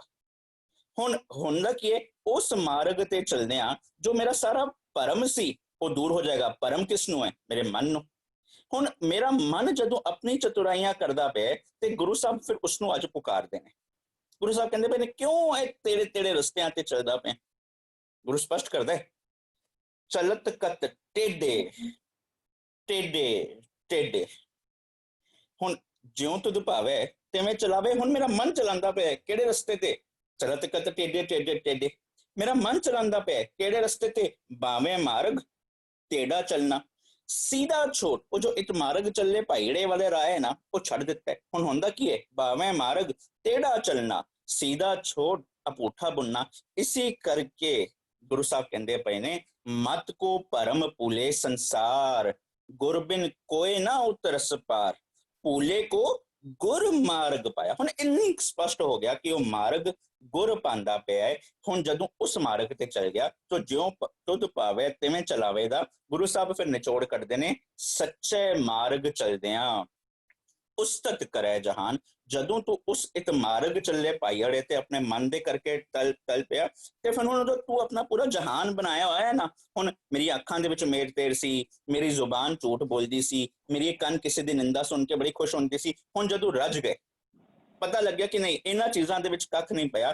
ਹੁਣ ਉਸ ਮਾਰਗ ਤੇ ਚਲਦਿਆਂ, ਸੱਚੇ ਮਾਰਗ ਚਲਦਿਆਂ ਉਸਤਤ ਕਰੇ ਜਹਾਨ। ਹੁਣ ਉਹ ਕੌਣ ਪ੍ਰੇਰਨਾ ਦੇਗਾ? ਹੇ ਮਨੁੱਖ, ਤੈਨੂੰ ਆਪ ਪ੍ਰੇਰਨਾ, ਆਪ ਉਦਮ ਕਰਨਾ ਪਏਗਾ। ਜਿਹਨੂੰ ਗੁਰੂ ਸਾਹਿਬ ਕਹਿੰਦੇ ਪਏ ਨੇ, ਜਿਉਂ ਤੁਧ ਭਾਵੇ ਤਿਵੇਂ ਚਲਾਵੇ, ਤੂੰ ਆਪੇ ਮਾਰਗ ਪਾਇੰਦਾ। ਉਸ ਰੱਬ ਜੀ ਦੇ ਅਨੁਸਾਰ ਤਦੋਂ ਤੂੰ ਆਪਣੇ ਅੰਦਰ ਮਹਿਸੂਸ ਕਰ ਲਿਆ, ਫਿਰ ਉਸ ਗਿਆਨ ਦੇ ਸਦਕਾ ਜਦੋਂ ਤੂੰ ਆਪਣੇ ਮਨ ਨੂੰ ਪ੍ਰੇਰ ਲਿਆ, ਫਿਰ ਗੁਰੂ ਸਾਹਿਬ ਕਹਿੰਦੇ ਪਏ ਨੇ, ਤੂੰ ਉਸ ਇੱਕ ਮਾਰਗ ਚੱਲੇ ਭਾਈੜੇ ਤੇ ਚੱਲਣ ਜਗਾ ਹੋ ਜਾਏਗਾ। ਜੀ ਜੀ Jasmeet ji, very well explain. ਕੋਸ਼ਿਸ਼ ਕਰਿਆ ਕਰੋ ਸਮਾਂ ਹੋਰ ਵੀ ਅਗਰ ਦੇ ਸਕੋ ਤੁਸੀਂ ਵਿੱਚ ਵੀ ਤੇ ਜ਼ਰੂਰ ਹਾਜ਼ਰੀ ਭਰਿਆ ਕਰੋ। ਜੀ ਸੁਖਿੰਦਰ ਵੀਰ ਜੀ। ਹਾਂਜੀ ਵੀਰ ਜੀ। ਵੀਰ ਜੀ, ਜਿਹੜਾ ਸ਼ਬਦ ਅਗੋਚਰ ਲਫ਼ਜ਼ ਆ ਰਿਹਾ ਨਾ ਇੱਥੇ, ਅਗੋਚਰ ਲਫ਼ਜ਼ ਗੁਰਬਾਣੀ ਦੇ ਵਿੱਚ ਨਾਮ ਨੂੰ ਹੀ ਆਖਿਆ ਜਾਂਦਾ ਹੈ, ਸ਼ਬਦ ਨੂੰ ਹੀ ਆਖਿਆ ਜਾਂਦਾ ਹੈ। ਸਤਿਗੁਰੂ ਜੀ ਦਾ ਫਰਮਾਨ ਹੈ, ਕਹਿੰਦੇ ਨੇ, ਤੇਰਾ ਸ਼ਬਦ ਅਗੋਚਰ ਗੁਰਮੁਖ ਪਾਈਏ, ਨਾਨਕ ਨਾਮ ਸਮਾਏ ਜੀ। ਫਿਰ ਆਪਾਂ ਕਈ ਵਾਰੀ ਵੀ ਸ਼ੇਅਰ ਕੀਤਾ ਕਿ ਹਰਨਾਮ ਹਮਾਰਾ ਪ੍ਰਭ ਅਬਗਤ ਅਬਨਾਸ਼ੀ ਅਗੋਚਰ ਪੁਰਖ ਵਿਦਾਤਾ, ਕਹੋ ਨਾਨਕ ਨਾਮ ਨਿਰੰਜਨ ਅਗਮ ਅਗੋਚਰ। ਕਿ ਨਾਮ ਨੂੰ, ਸ਼ਬਦ ਨੂੰ ਅਗੋਚਰ ਆਖਿਆ ਜਾਂਦਾ ਹੈ। ਔਰ ਸ਼ਬਦ ਨਾਮ ਨੂੰ ਹੁਣ ਪ੍ਰਾਪਤ ਕਿਸ ਨੇ ਕਰ ਲਿਆ? ਆਪਾਂ ਇਹ ਵੀ ਬਿਲਕੁਲ ਠੀਕ ਹੈ, ਇਹ ਪ੍ਰਮਾਤਮਾ ਦੇ ਵਿਸ਼ੇਸ਼ਣ ਨੇ, ਪ੍ਰਮਾਤਮਾ ਦੇ ਗੁਣ ਨੇ। ਆਦ ਵੀ ਸੱਚ ਨੂੰ ਆਖਿਆ ਜਾਂਦਾ ਹੈ, ਜੁਗਾਦ ਵੀ ਸੱਚ ਨੂੰ ਆਖਿਆ ਜਾਂਦਾ ਹੈ, ਅਗਮ ਅਗੋਚਰ ਇਹ ਵੀ ਸ਼ਬਦ ਨੂੰ, ਨਾਮ ਨੂੰ ਆਖਿਆ ਜਾਂਦਾ। ਲੇਕਿਨ ਹੁਣ ਨਾਮ ਨੂੰ ਇਹ ਪ੍ਰਾਪਤ ਕਿਹਨੇ ਕਰ ਲਿਆ? ਮਨ ਨੇ। ਕਹਿੰਦੇ ਨੇ, ਸਾਧ ਕੈ ਸੰਗ ਅਗੋਚਰ ਮਿਲੈ, ਸਾਧ ਕੈ ਸੰਗ ਸਦਾ ਪ੍ਰਫੁੱਲੈ। ਹੈ ਅਗੋਚਰ ਪਰਮਾਤਮਾ ਦੇ ਗੁਣ, ਪਰਮਾਤਮਾ ਨੂੰ ਅਗੋਚਰ ਕਿਹਾ ਜਾਂਦਾ ਹੈ, ਪਰਮਾਤਮਾ ਨੂੰ ਨਾਮ ਕਿਹਾ ਜਾਂਦਾ ਹੈ, ਪਰਮਾਤਮਾ ਨੂੰ ਸ਼ਬਦ ਆਖਿਆ ਜਾਂਦਾ ਹੈ, ਪਰਮਾਤਮਾ ਨੂੰ ਬਾਣੀ ਆਖਿਆ ਜਾਂਦਾ ਹੈ। ਵੱਡਾ ਮੇਰਾ ਗੋਬਿੰਦ ਅਗਮ ਅਗੋਚਰ, ਆਦ ਨਿਰੰਜਨ ਨਿਰੰਕਾਰ ਜੀਓ। ਇਹ ਸਾਰੇ ਲਫ਼ਜ਼ ਦੇਖੋ ਸਤਿਗੁਰੂ ਨੇ ਵਰਤੇ। ਗੋਬਿੰਦ ਨੂੰ ਹੀ ਆਦ ਕਹਿ ਰਹੇ ਨੇ, ਗੋਬਿੰਦ ਨੂੰ ਹੀ ਨਿਰੰਜਨ ਕਹਿ ਰਹੇ ਨੇ, ਅਗੋਚਰ ਨੂੰ ਹੀ ਨਾਮ ਨਿਰੰਜਨ, ਆਦ ਨਿਰੰਕਾਰ ਸਭ ਕੁਝ ਆਖ ਰਹੇ ਨੇ। ਉਹ ਫਿਰ ਇਹ ਵੀ ਕਹਿੰਦੇ ਨੇ, ਕਹਿੰਦੇ ਇਹ ਜਿਹੜੇ ਪ੍ਰਮਾਤਮਾ ਨੂੰ ਕਹਿੰਦੇ ਆ ਨਾ, ਅਸੀਂ ਅਗੋਚਰ ਵੀ ਪ੍ਰਮਾਤਮਾ ਨੂੰ ਕਹਿੰਦੇ ਆ, ਸ਼ਬਦ ਵੀ ਪ੍ਰਮਾਤਮਾ, ਕਿ ਸਾਰੇ ਪ੍ਰਮਾਤਮਾ ਦੇ ਗੁਣ ਨੇ, ਐਡਜੈਕਟਿਵ ਨੇ ਪ੍ਰਮਾਤਮਾ ਦੇ। ਲੇਕਿਨ ਇਹ ਪ੍ਰਾਪਤ ਹੋ ਜਾਂਦੇ ਨੇ ਮਨ ਨੂੰ। ਇਹ ਪ੍ਰਮਾਤਮਾ ਦੇ ਗੁਣ ਨੇ, ਇਹਨਾਂ ਨੂੰ ਹੀ ਗੁਰਬਾਣੀ ਪ੍ਰਮਾਤਮਾ ਆਖਦੀ ਹੈ। ਨਾਮ ਪ੍ਰਮਾਤਮਾ ਦੇ ਗੁਣ ਨਹੀਂ, ਨਾਮ ਹੀ ਪ੍ਰਮਾਤਮਾ ਹੈ। ਅਗੋਚਰ ਪ੍ਰਮਾਤਮਾ ਦਾ ਗੁਣ ਨਹੀਂ, ਅਗੋਚਰ ਸ਼ਬਦ ਹੀ ਪ੍ਰਮਾਤਮਾ ਹੈ। ਉਹਦੇ ਪ੍ਰਾਪਤ ਵੀ ਹੁੰਦੇ ਨੇ। ਪ੍ਰਮਾਤਮਾ ਦੇ ਗੁਣ ਨਹੀਂ ਹੈ, ਗੁਣ ਕਹਿ ਗੁਣੀ ਸਮਾਵਣਿਆ ਵੀ ਹੁੰਦਾ ਹੈ। ਜਦੋਂ ਮਨ ਸ਼ਬਦ ਦੀ ਸ਼ਰਨ ਵਿੱਚ ਆਉਂਦਾ ਹੈ, ਸ਼ਬਦ ਨੂੰ ਪਛਾਣ ਲੈਂਦਾ ਹੈ। ਪਿਛਲੇ ਸ਼ਬਦ ਵੀ ਜਿਸ ਨੂੰ ਸਾਨੂੰ ਸਮਝਾ ਕੇ ਗਏ ਸਤਿਗੁਰੂ ਜੀ, ਪਿਛਲੇ ਬੰਦੇ ਪੂਰੇ ਗੁਰ ਕੈ ਸ਼ਬਦ ਪਛਾਤਾ। ਜਦੋਂ ਮਨ ਸ਼ਬਦ ਜੋ ਕਿ ਅਗੋਚਰ ਹੈ ਉਸ ਨੂੰ ਪਛਾਣ ਲੈਂਦਾ ਤੇ ਉਹਦੀ ਪ੍ਰਾਪਤੀ ਵੀ ਹੋ ਜਾਂਦੀ ਹੈ। ਸਾਧ ਕੈ ਸੰਗ ਅਗੋਚਰ ਮਿਲੈ। ਸਾਧ ਵੀ ਗੁਰਬਾਣੀ ਸਤਿਗੁਰੂ ਜੀ ਨੂੰ ਹੀ ਆਖਦੇ, ਹਰ ਕਾ ਸੰਤ ਸਤਿਗੁਰ ਸਤਿਪੁਰਖਾ ਜੋ ਬੋਲੇ ਹਰ ਹਰ ਬਾਣੀ। ਗੁਰਬਾਣੀ ਨੂੰ ਹੀ ਸਾਧ, ਗੁਰੂ ਦੀ ਸਿੱਖਿਆਵਾਂ ਨੂੰ ਹੀ ਸਾਧ ਆਖਿਆ ਜਾਂਦਾ ਹੈ। ਔਰ ਇਹੀ ਅਗੋਚਰ ਹੈ, ਗੁਰੂ ਦੀ ਸਿੱਖਿਆਵਾਂ ਦੇ ਨਾਲ, ਗੁਰੂ ਦੀ ਸ਼ਬਦ ਦੇ ਨਾਲ ਜੋ ਸੰਗਤ ਕਰਨ ਲੱਗ ਜਾਂਦਾ ਹੈ, ਉਸ ਨੂੰ ਜਿਹੜਾ ਇਹ ਅਗੋਚਰ ਸ਼ਬਦ ਹੈ, ਜਿਸ ਨੂੰ ਆਦ ਜੁਗਾਦ ਵੀ ਆਖਿਆ ਜਾਂਦਾ ਹੈ, ਜਿਸ ਨੂੰ ਸੱਚ ਆਖਿਆ ਜਾਂਦਾ, ਉਹ ਪ੍ਰਾਪਤ ਹੋ ਜਾਂਦਾ ਹੈ। ਇਹ ਕੇਵਲ ਪ੍ਰਮਾਤਮਾ ਦੇ ਗੁਣ, ਪ੍ਰਮਾਤਮਾ ਦੇ ਐਗਜੈਕਟਿਵਸ ਨਹੀਂ ਤੇ ਆਬਜੈਕਟਿਵਸ ਨਹੀਂ ਰਹਿਣਗੇ, ਇਹ ਉਸ ਮਨ ਨੂੰ ਇਹ ਵਸਤ ਪ੍ਰਾਪਤ ਵੀ ਹੋ ਜਾਂਦੀ ਹੈ, ਜਿਸ ਨੂੰ ਕਹਿੰਦੇ ਨੇ ਬਸਤ ਅਗੋਚਰ ਪਾਈ, ਘਟ ਦੀਪਕ ਰਹਿਆ ਸਮਾਈ। ਇਹ ਬਸਤ ਅਗੋਚਰ ਪ੍ਰਾਪਤ ਵੀ ਹੋ ਜਾਂਦੀ ਹੈ ਪ੍ਰਮਾਤਮਾ ਹੀ ਇਹ ਸ਼ਬਦ ਰੂਪ, ਨਾਮ ਰੂਪ, ਲੇਕਿਨ ਮਨ ਨੂੰ ਪ੍ਰਾਪਤ ਵੀ ਹੋ ਜਾਂਦਾ ਹੈ। ਹੁਣ ਜਦੋਂ ਮਨ ਨੂੰ ਪ੍ਰਾਪਤ ਹੋਇਆ ਨਾ, ਲੇਕਿਨ ਉਹ ਜਿਹੜੀ ਅੰਦਰਲੀ ਸ੍ਰਿਸ਼ਟੀ ਹੈ, ਪਹਿਲਾ ਸਟੈਪ ਸਾਡਾ ਕਲੀਅਰ ਹੋ ਜਾਂਦਾ। ਸਤਿਗੁਰੂ ਜੀ ਸਾਨੂੰ ਜਿਹੜਾ ਅਸੀਂ ਕਾਰਜ ਕਰਨ ਆਏ ਆ, ਉਹਦੇ ਵਿੱਚ ਕੀ ਹੈ, ਸਤਿਗੁਰੂ ਜੀ ਸਾਨੂੰ ਸਮਝਾਉਂਦੇ ਨੇ, ਕਹਿੰਦੇ ਜਿਹੜੀ ਤੇਰੀ ਅੰਦਰਲੀ ਸ੍ਰਿਸ਼ਟੀ ਹੈ, ਉਹਦੇ ਚ ਇੱਕ ਮਨ ਤੂੰ ਵਸਦਾ ਹੈ, ਇੱਕ ਤੇਰੀ ਅੰਦਰ ਰਹੀਅਤ ਹੈ, ਤੇ ਤੇਰੇ ਬਾਕੀ ਸਾਰੇ ਸੰਸਾਰ ਤੇਰੇ ਅੰਦਰ ਵਸਦਾ। ਉਸ ਨੂੰ ਕਹਿੰਦੇ ਨੇ, ਪਰ ਉਹ ਵਸ ਕੀ ਰਿਹਾ, ਕਹਿੰਦੇ ਨੇ ਕੂੜ ਰਾਜਾ, ਕੂੜ ਪ੍ਰਜਾ, ਕੂੜ ਸਭ ਸੰਸਾਰ। ਹੁਣ ਮਨ ਜਿਹੜਾ ਹੈ ਨਾ, ਉਹ ਅਗੋਚਰ, ਅਗਮ ਅਗੋਚਰ ਬਣ ਚੁੱਕਾ ਹੈ। ਭਾਵ ਅਗੋਚਰ ਸ਼ਬਦ ਨੂੰ ਪ੍ਰਾਪਤ ਕਰਕੇ, ਅਗੋਚਰ ਸ਼ਬਦ ਨੂੰ ਪਛਾਣ ਕੇ, ਅਗੋਚਰ ਸ਼ਬਦ ਨੂੰ ਸਮਝ ਕੇ ਸ਼ਬਦ ਦੇ ਵਿੱਚ ਸਮਾ ਚੁੱਕਾ ਹੋਇਆ ਹੈ। ਸਾਡੇ ਵਿਚਾਰ, ਭਾਵ ਸਾਡੇ ਮਨ ਦੇ ਵਿਚਾਰ ਤੇ ਸਤਿਗੁਰੂ ਜੀ ਦੇ ਵਿਚਾਰਾਂ ਵਿੱਚ ਕੋਈ ਫਰਕ ਨਹੀਂ ਰਹਿੰਦਾ, ਜਿਸ ਨੂੰ ਕਹਿੰਦੇ ਸਤਿਗੁਰੂ ਕੀ ਜਿਸ ਨੂੰ ਮਤ ਆਵੈ ਸੋ ਸਤਿਗੁਰ ਮਾਹੇ ਸਮਾਨਾ। ਇਹੀ ਮਾਰਗ ਹੈ ਸਤਿਗੁਰੂ ਜੀ ਦਾ। ਜਦੋਂ ਮਨ ਸਤਿਗੁਰੂ ਜੀ ਦੇ ਸ਼ਬਦ ਨੂੰ ਮੰਨਦਾ ਹੈ ਤਾਂ ਉਹ ਇਹ ਮਾਰਗ ਨੂੰ ਕਹਿੰਦੇ ਨੇ ਮੰਨੈ। ਹੁਣ ਜਿਹੜਾ ਇਹ ਮਾਰਗ ਅਖਤਿਆਰ ਕਰ ਲਿਆ ਇਸਨੇ ਨਾ, ਗੁਰ ਕਹੇ ਸੋ ਕਾਰ ਕਮਾਏ ਜੀ ਵਾਲਾ ਮਾਰਗ, ਕਹਿੰਦੇ ਨੇ ਇਹ ਮਾਰਗ ਠਾਕ ਨਾ ਪਾਏ। ਹੁਣ ਕੋਈ ਇਹਦੇ ਵਿੱਚ ਕੋਈ ਰੁਕਾਵਟ ਨਹੀਂ ਪਾ ਸਕਦਾ। ਮੰਨੈ ਪਤ ਸਿਉ ਪ੍ਰਗਟ ਜਾਏ, ਮੰਨੈ ਮਗ ਨਾ ਚੱਲੈ ਪੰਥ। ਹੁਣ ਹੋਰ ਕਿਸੇ ਮਾਰਗ ਤੇ ਉਹ ਨਹੀਂ ਆਪ ਵੀ ਨਹੀਂ ਚੱਲਦਾ ਤੇ ਆਪਣੇ ਜੀਆਂ ਜਨਤਾ ਨੂੰ ਵੀ ਨਹੀਂ ਚਲਾਉਂਦਾ। ਹੁਣ ਜੀ ਜੰਤ ਤੇਰੀ ਸ਼ਰਣਾਈ, ਕਿ ਇਹ ਜਿੱਥੇ ਸਤਿਗੁਰੂ ਜੀ ਉਹਦੇ ਸਾਨੂੰ ਸਮਝਾ ਰਹੇ ਨੇ, ਜੀ ਜੰਤ ਤੇਰੀ ਸ਼ਰਣਾਈ, ਉਹ ਵੀ ਆਖਦੇ ਨੇ ਦੂਜੇ ਸ਼ਬਦਾਂ ਵਿੱਚ, ਕਹਿੰਦੇ ਨੇ ਤੁਮ ਨਿਧਾਨ, ਜਿਸ ਨੂੰ ਉਰੇ ਤੁਧ ਆਖ ਰਹੇ ਨੇ ਨਾ, ਜਿਉ ਤੁਧ ਪਾਵੈ। ਉਹ ਤੁਧ ਕਿਸ ਨੂੰ ਆਖਦੇ, ਕਹਿੰਦੇ ਨੇ ਤੁਮ ਨਿਧਾਨ ਅਟਲ ਸੁਲਤਾਨ। ਸੁਲਤਾਨ ਕੌਣ ਹੈ? ਮਨ ਰਾਜਾ ਸੁਲਤਾਨ। ਕਿਸ ਨੇ ਸਮਝਾਇਆ ਸਾਨੂੰ? ਗੁਰ ਬਿਨ ਕਿਨ ਸਮਝਾਈਏ ਮਨ ਰਾਜਾ ਸੁਲਤਾਨ। ਮਨ ਸੁਲਤਾਨ ਸਾਨੂੰ ਸਤਿਗੁਰੂ ਜੀ ਨੇ ਸਮਝਾਇਆ। ਉਰੇ ਸਾਰੀ ਉਹਦੀ ਸ਼ਰਨ ਚ ਆਏ ਨੇ। ਹੁਣ ਕਹਿੰਦੇ ਨੇ ਤੁਮ ਨਿਧਾਨ ਅਟਲ ਸੁਲਤਾਨ, ਜੀ ਜੰਤ ਸਭ ਜਾਚੈ। ਹੁਣ ਅਸੀਂ ਤੇਰੀ ਸ਼ਰਨ ਚ ਆ ਕੇ ਤੇਰੇ ਅੱਗੇ ਅਰਦਾਸ ਬੇਨਤੀ ਕਰਦੇ ਪਏ ਹਾਂ, ਭਿਖਾਰੀ ਹੋ ਕੇ ਤੇਰੇ ਤੋਂ ਭੀਖ ਮੰਗ ਰਹੇ ਹਾਂ। ਕਹੋ ਨਾਨਕ ਜੀ ਜੰਤ ਸਭ ਜਾਚੈ, ਕਹੋ ਨਾਨਕ ਹਮ ਇਹ ਹਵਾਲਾ ਹੈ ਰਾਖ ਸੰਤਨ ਕੈ ਪਾਛੈ। ਕਹਿੰਦੇ ਸਾਨੂੰ ਵੀ ਸੰਤਾਂ ਦੇ ਪਾਛੇ ਰੱਖੇ। ਕਿਉਂ ਸੰਤਾਂ ਦੇ ਪਾਛੇ? ਕਿਉਂਕਿ ਤੂੰ ਸਾਧ ਕੈ ਸੰਗ ਅਗੋਚਰ ਮਿਲੈ। ਤੂੰ ਖੁਦ ਸਾਧ ਦਾ ਸੰਗ ਕੀਤਾ, ਤੈਨੂੰ ਅਗੋਚਰ ਮਿਲਿਆ। ਸਾਨੂੰ ਵੀ ਸਾਧ ਕੇ ਸੰਗ ਵਿੱਚ ਰੱਖ, ਤਾਂ ਕਿ ਅਸੀਂ ਵੀ ਅਗੋਚਰ ਹਵਾਲੀ ਅਵਸਥਾ ਪ੍ਰਾਪਤ ਕਰ ਸਕੀਏ। ਆਪਣੇ ਆਪ ਇਹ ਜਿਹੜੇ ਜੀਆ ਜਨਤਾ ਦੀ ਇਹਨਾਂ ਦੀ ਪਹੁੰਚ ਉੱਥੇ ਤੱਕ ਨਹੀਂ ਹੈ, ਆਪਣੇ ਆਪ ਇਹ ਵਸ ਪ੍ਰਾਪਤ ਨਹੀਂ ਕਰ ਸਕਣਗੇ, ਕਿਉਂਕਿ ਮਨ ਦਾਤਾ ਹੈ। ਉੱਪਰ ਪਿਛਲੇ ਬੰਦ ਵਿੱਚ ਆਇਆ, ਆਦ ਜੁਗਾ ਦਇਆ ਪਤ ਦਾਤਾ ਹੈ। ਇਹ ਜਿਹੜੀ ਅਗੋਚਰ ਵਸਤ ਦੀ ਦਾਤ ਮਨ ਹੀ ਦੇਵੇਗਾ, ਸ਼ਬਦ ਰੂਪ ਅਗੋਚਰ ਪ੍ਰਭੂ ਹੀ ਦੇਵੇਗਾ। ਇਸ ਲਈ ਅਰਦਾਸ ਕਰ ਰਹੇ ਨੇ, ਕਹਿੰਦੇ ਨੇ ਕਹੋ ਨਾਨਕ ਹਮ ਇਹ ਹਵਾਲਾ ਰਾਖ ਸੰਤਨ ਕੈ ਪਾਛੈ, ਕਿਉਂਕਿ ਮਨ ਨੇ ਆਪ ਸੰਤਨ ਦੇ ਸੰਗਤ ਵਿੱਚ ਅਗੋਚਰ ਅਵਸਥਾ, ਅਗੋਚਰ ਸ਼ਬਦ ਨੂੰ ਪ੍ਰਾਪਤ ਕੀਤਾ ਸੀ। ਸਾਧ ਕੈ ਸੰਗ ਅਗੋਚਰ ਮਿਲੈ। ਤੇ ਇਹ ਜੀ ਜੰਤ ਵੀ ਸ਼ਰਨ ਜਾ ਕੇ ਇਹੀ ਮੰਗ ਰਹੇ ਨੇ ਕਿ ਸਾਨੂੰ ਵੀ ਸੰਤਨ ਦੇ ਸੰਗ ਵਿੱਚ ਰੱਖ। ਭਾਵ ਇਹ ਸ਼ਬਦ ਰੂਪ ਸੰਤਾਂ ਦੇ ਸ਼ਬਦ ਦੀ ਸਿੱਖਿਆਵਾਂ ਦੇ ਸੰਗ ਤੇ ਸਾਨੂੰ ਵੀ ਰੱਖੋ। ਇਹਨੂੰ ਇੱਕ ਹੋਰ ਸ਼ਬਦ ਵਿੱਚ ਵੀ ਆਖਦੇ ਨੇ, ਇਹ ਅਵਸਥਾ ਨੂੰ ਕਹਿੰਦੇ ਨੇ ਤੋ ਮੈਂ ਆਇਆ, ਸ਼ਰਣੀ ਆਇਆ, ਭਰੋਸਾ ਆਇਆ, ਕਿਰਪਾ ਆਇਆ, ਜਿਉ ਭਾਵੈ ਤਿਉ ਰਾਖੋ ਸੁਆਮੀ ਮਾਰਗ ਗੁਰੈ ਬਠਾਇਆ। ਪੂਰੇ ਵੀ ਉਹੀ ਸ਼ਬਦ ਆਖੇ ਨੇ, ਜਿਉ ਤੁਧ ਭਾਵੈ ਤਿਵੇਂ ਚਲਾਵੇ, ਤੂੰ ਆਪੇ ਮਾਰਗ ਪਾਏਂਦਾ। ਜਿਉ ਤੁਧ ਭਾਵੈ ਤਿਵੇਂ ਚਲਾਵੇ, ਕਹਿੰਦੇ ਨੇ ਇਹ ਮਾਰਗ, ਕਹਿੰਦੇ ਤੇਰੀ ਸ਼ਰਨ ਚ ਆਇਆ, ਭਰੋਸੇ ਨਾਲ ਆਇਆ ਕਿ ਤੂੰ ਸਾਡੇ ਤੇ ਵੀ ਇਹ ਕਿਰਪਾ ਕਰੇਗਾ। ਜਿਹੜੇ ਮਾਰਗ ਤੇ ਤੂੰ ਆਪ ਹੁਣ ਚੱਲ ਰਿਹਾ ਹੈ, ਸਾਨੂੰ ਵੀ ਉਹ ਮਾਰਗ ਤੇ ਚਲਾਏਗਾ। ਜਿਉ ਤੁਧ ਭਾਵੈ, ਤੈਨੂੰ ਇਹ ਮਾਰਗ ਪਸੰਦ ਆਇਆ ਸੀ, ਤੈਨੂੰ ਇਹ ਸ਼ਬਦ ਪਸੰਦ ਆਇਆ ਸੀ, ਤੈਨੂੰ ਇਹ ਸ਼ਬਦ ਦੀ ਪ੍ਰਾਪਤੀ ਹੋ ਗਈ, ਸਾਡੇ ਤੇ ਵੀ ਹੁਣ ਕਿਰਪਾ ਕਰ, ਸਾਨੂੰ ਵੀ ਇਹ ਦਾਤ ਬਖਸ਼, ਸਾਨੂੰ ਵੀ ਇਸ ਮਾਰਗ ਤੇ ਚਲਾ। ਇਹ ਉਹ ਅਵਸਥਾ ਬਿਆਨ ਕਰ ਰਹੇ ਨੇ, ਸਾਡੇ ਅੰਦਰਲੇ ਜੀਆਂ ਜਨਤਾ ਦੀ ਗੱਲ ਚੱਲ ਰਹੀ ਹੈ। ਔਰ ਸਤਿਗੁਰੂ ਜੀ ਸਾਨੂੰ ਇਹ ਤਰੀਕਾ ਦੱਸਦੇ ਨੇ ਕਿ ਅਸੀਂ ਇਸ ਤਰ੍ਹਾਂ ਅਰਦਾਸ ਕਰਨੀ ਹੈ, ਤੋ ਮੈਂ ਆਇਆ, ਸ਼ਰਣੀ ਆਇਆ, ਕਿਰਪਾ ਆਇਆ, ਭਰੋਸਾ ਆਇਆ, ਜਿਉ ਪਾਵੈ ਤਿਉ ਰਾਖੋ ਸੁਆਮੀ, ਮਾਰਗ ਗੁਰੈ ਪਠਾਇਆ। हे गुरु जी, हे अगोचर जी, ਇਹ ਅਗੋਚਰ ਸ਼ਬਦ ਨੂੰ ਪ੍ਰਾਪਤ ਕਰਨ ਵਾਲੇ ਅਗੋਚਰ ਦੇ ਮਾਲਕ ਜੀ, ਅਸੀਂ ਤੇਰੀ ਸ਼ਰਨ ਚ ਆਏ ਹਾਂ। ਹੁਣ ਤੈਨੂੰ ਇਹ ਪਸੰਦ ਆਇਆ ਸੀ, ਤੈਨੂੰ ਪ੍ਰਾਪਤੀ ਹੋ ਗਈ, ਸਾਨੂੰ ਵੀ ਇਹਦੀ ਬਖਸ਼ਿਸ਼ ਕਰ ਤੇ ਸਾਨੂੰ ਵੀ ਇਹ ਮਾਰਗ ਤੇ ਚਲਾ। ਹਾਂਜੀ जी वीर जी, बड़ी खूबसूरती नाल आप जी ने डिटेल दी गई। वीर जी, आप जी ने एक थां ते इस्तेमाल किया है साध अखर गुरु साहब ਲਈ ਆਇਆ ਹੈ। ਬਿਲਕੁਲ ਠੀਕ ਆਪ ਜੀ ਨੇ ਕਿਹਾ, ਤੇ ਸੰਤ ਅੱਖਰ ਵੀ ਗੁਰੂ ਗ੍ਰੰਥ ਸਾਹਿਬ ਵਿੱਚ ਕਈ ਥਾਂ ਤੇ ਗੁਰੂ ਲਈ ਹੀ ਆਇਆ ਹੈ। ਇਹ ਦੋ ਅੱਖਰਾਂ ਨੇ ਨਾ ਸਾਡੇ ਮਨਾਂ ਤੇ ਸਮਾਜ ਵਿੱਚ ਬੜੇ ਭੁਲੇਖੇ ਪਾਏ ਹੋਏ ਹਨ। 1-2 ਮਿੰਟ ਇਸ ਦੇ ਉੱਤੇ ਲਗਾ ਕੇ ਇਹਨੂੰ ਖੋਲ ਦਿਓ, ਇਹ ਦੋ ਅੱਖਰਾਂ ਨੂੰ, ਜਿਹਦੇ ਨਾਲ ਇਹ ਭੁਲੇਖੇ ਦੂਰ ਹੋ ਜਾਣ। ਸਾਧ ਔਰ ਸੰਤ। ਵੀਰ ਜੀ, ਸੰਤ ਗੁਰਬਾਣੀ ਵਿੱਚ ਜਿਹੜਾ ਲਫ਼ਜ਼ ਆਇਆ ਨਾ, ਗੁਰਬਾਣੀ ਸਤਿਗੁਰੂ ਜੀ ਨੇ ਸਾਨੂੰ ਨਾ ਕਈ ਜਗ੍ਹਾ ਤੇ ਇਹ ਉਪਦੇਸ਼ ਕੀਤਾ, ਕਹਿੰਦੇ ਹਰ ਕਾ ਸੰਤ ਸਤਿਗੁਰ ਸਤਪੁਰਖਾ, ਜੋ ਬੋਲੇ ਹਰ ਹਰ ਬਾਣੀ। ਬਾਣੀ ਨੂੰ ਬਾਣੀ ਨੂੰ ਬੋਲਿਆ ਗਿਆ ਸੰਤ। ਔਰ ਜੋ ਬਾਣੀ ਦੇ ਵਿੱਚ ਸਾਨੂੰ ਉਪਦੇਸ਼ ਮਿਲਦੇ ਆ ਨਾ, ਬਹੁਤ ਸਾਰੇ ਕੀ ਕਹਿੰਦੇ ਸਤਿਗੁਰੂ ਜੀ ਜੋ ਸਾਨੂੰ ਸਿੱਖਿਆਵਾਂ ਦਿੰਦੇ ਨੇ ਨਾ, ਜਦੋਂ ਇਹ ਸਾਡਾ ਸਾਧ ਲਫ਼ਜ਼ ਆਉਂਦਾ ਜਾਂ ਸੰਤ ਲਫ਼ਜ਼ ਆਉਂਦਾ, ਜਿਹੜਾ ਔਂਕੜ ਤੋਂ ਬਿਨਾਂ ਆਉਂਦਾ, ਭਾਵ ਪਲੂਰਲ ਫਾਰਮ ਚ, ਉਹਦਾ ਭਾਵ ਹੁੰਦਾ ਹੈ ਸੰਤ ਸਤਿਗੁਰੂ ਜੀ ਦੀਆਂ ਬਹੁਤ ਸਾਰੀ ਸਿੱਖਿਆਵਾਂ। ਉਹਦਾ ਅਸੀਂ ਸਤਸੰਗ ਕਰਨਾ ਹੈ, ਉਹਦਾ ਅਸੀਂ ਉਸ ਸਾਧ ਦਾ ਸੰਗ ਕਰਨਾ ਹੈ, ਜਿਸ ਨੇ ਇਹ ਸੰਤ ਦੀਆਂ ਸਿੱਖਿਆਵਾਂ ਦੇ ਨਾਲ ਆਪਣੇ ਆਪ ਨੂੰ ਸਾਧ ਵੀ ਲਿਆ ਹੋਇਆ। ਸਾਧ ਕੈ ਸੰਗ ਅਗੋਚਰ ਮਿਲੇ ਦਾ ਭਾਵ, ਜਿਹਦੇ ਉਹਨੂੰ ਸਾਧ ਕੈ ਸੰਗ ਕਹਿੰਦੇ ਨੇ, ਉਸਨੂੰ ਸਤਸੰਗ ਵੀ ਕਹਿੰਦੇ, ਉਸਨੂੰ ਸਤਸੰਗ ਵੀ ਕਹਿੰਦੇ ਨੇ।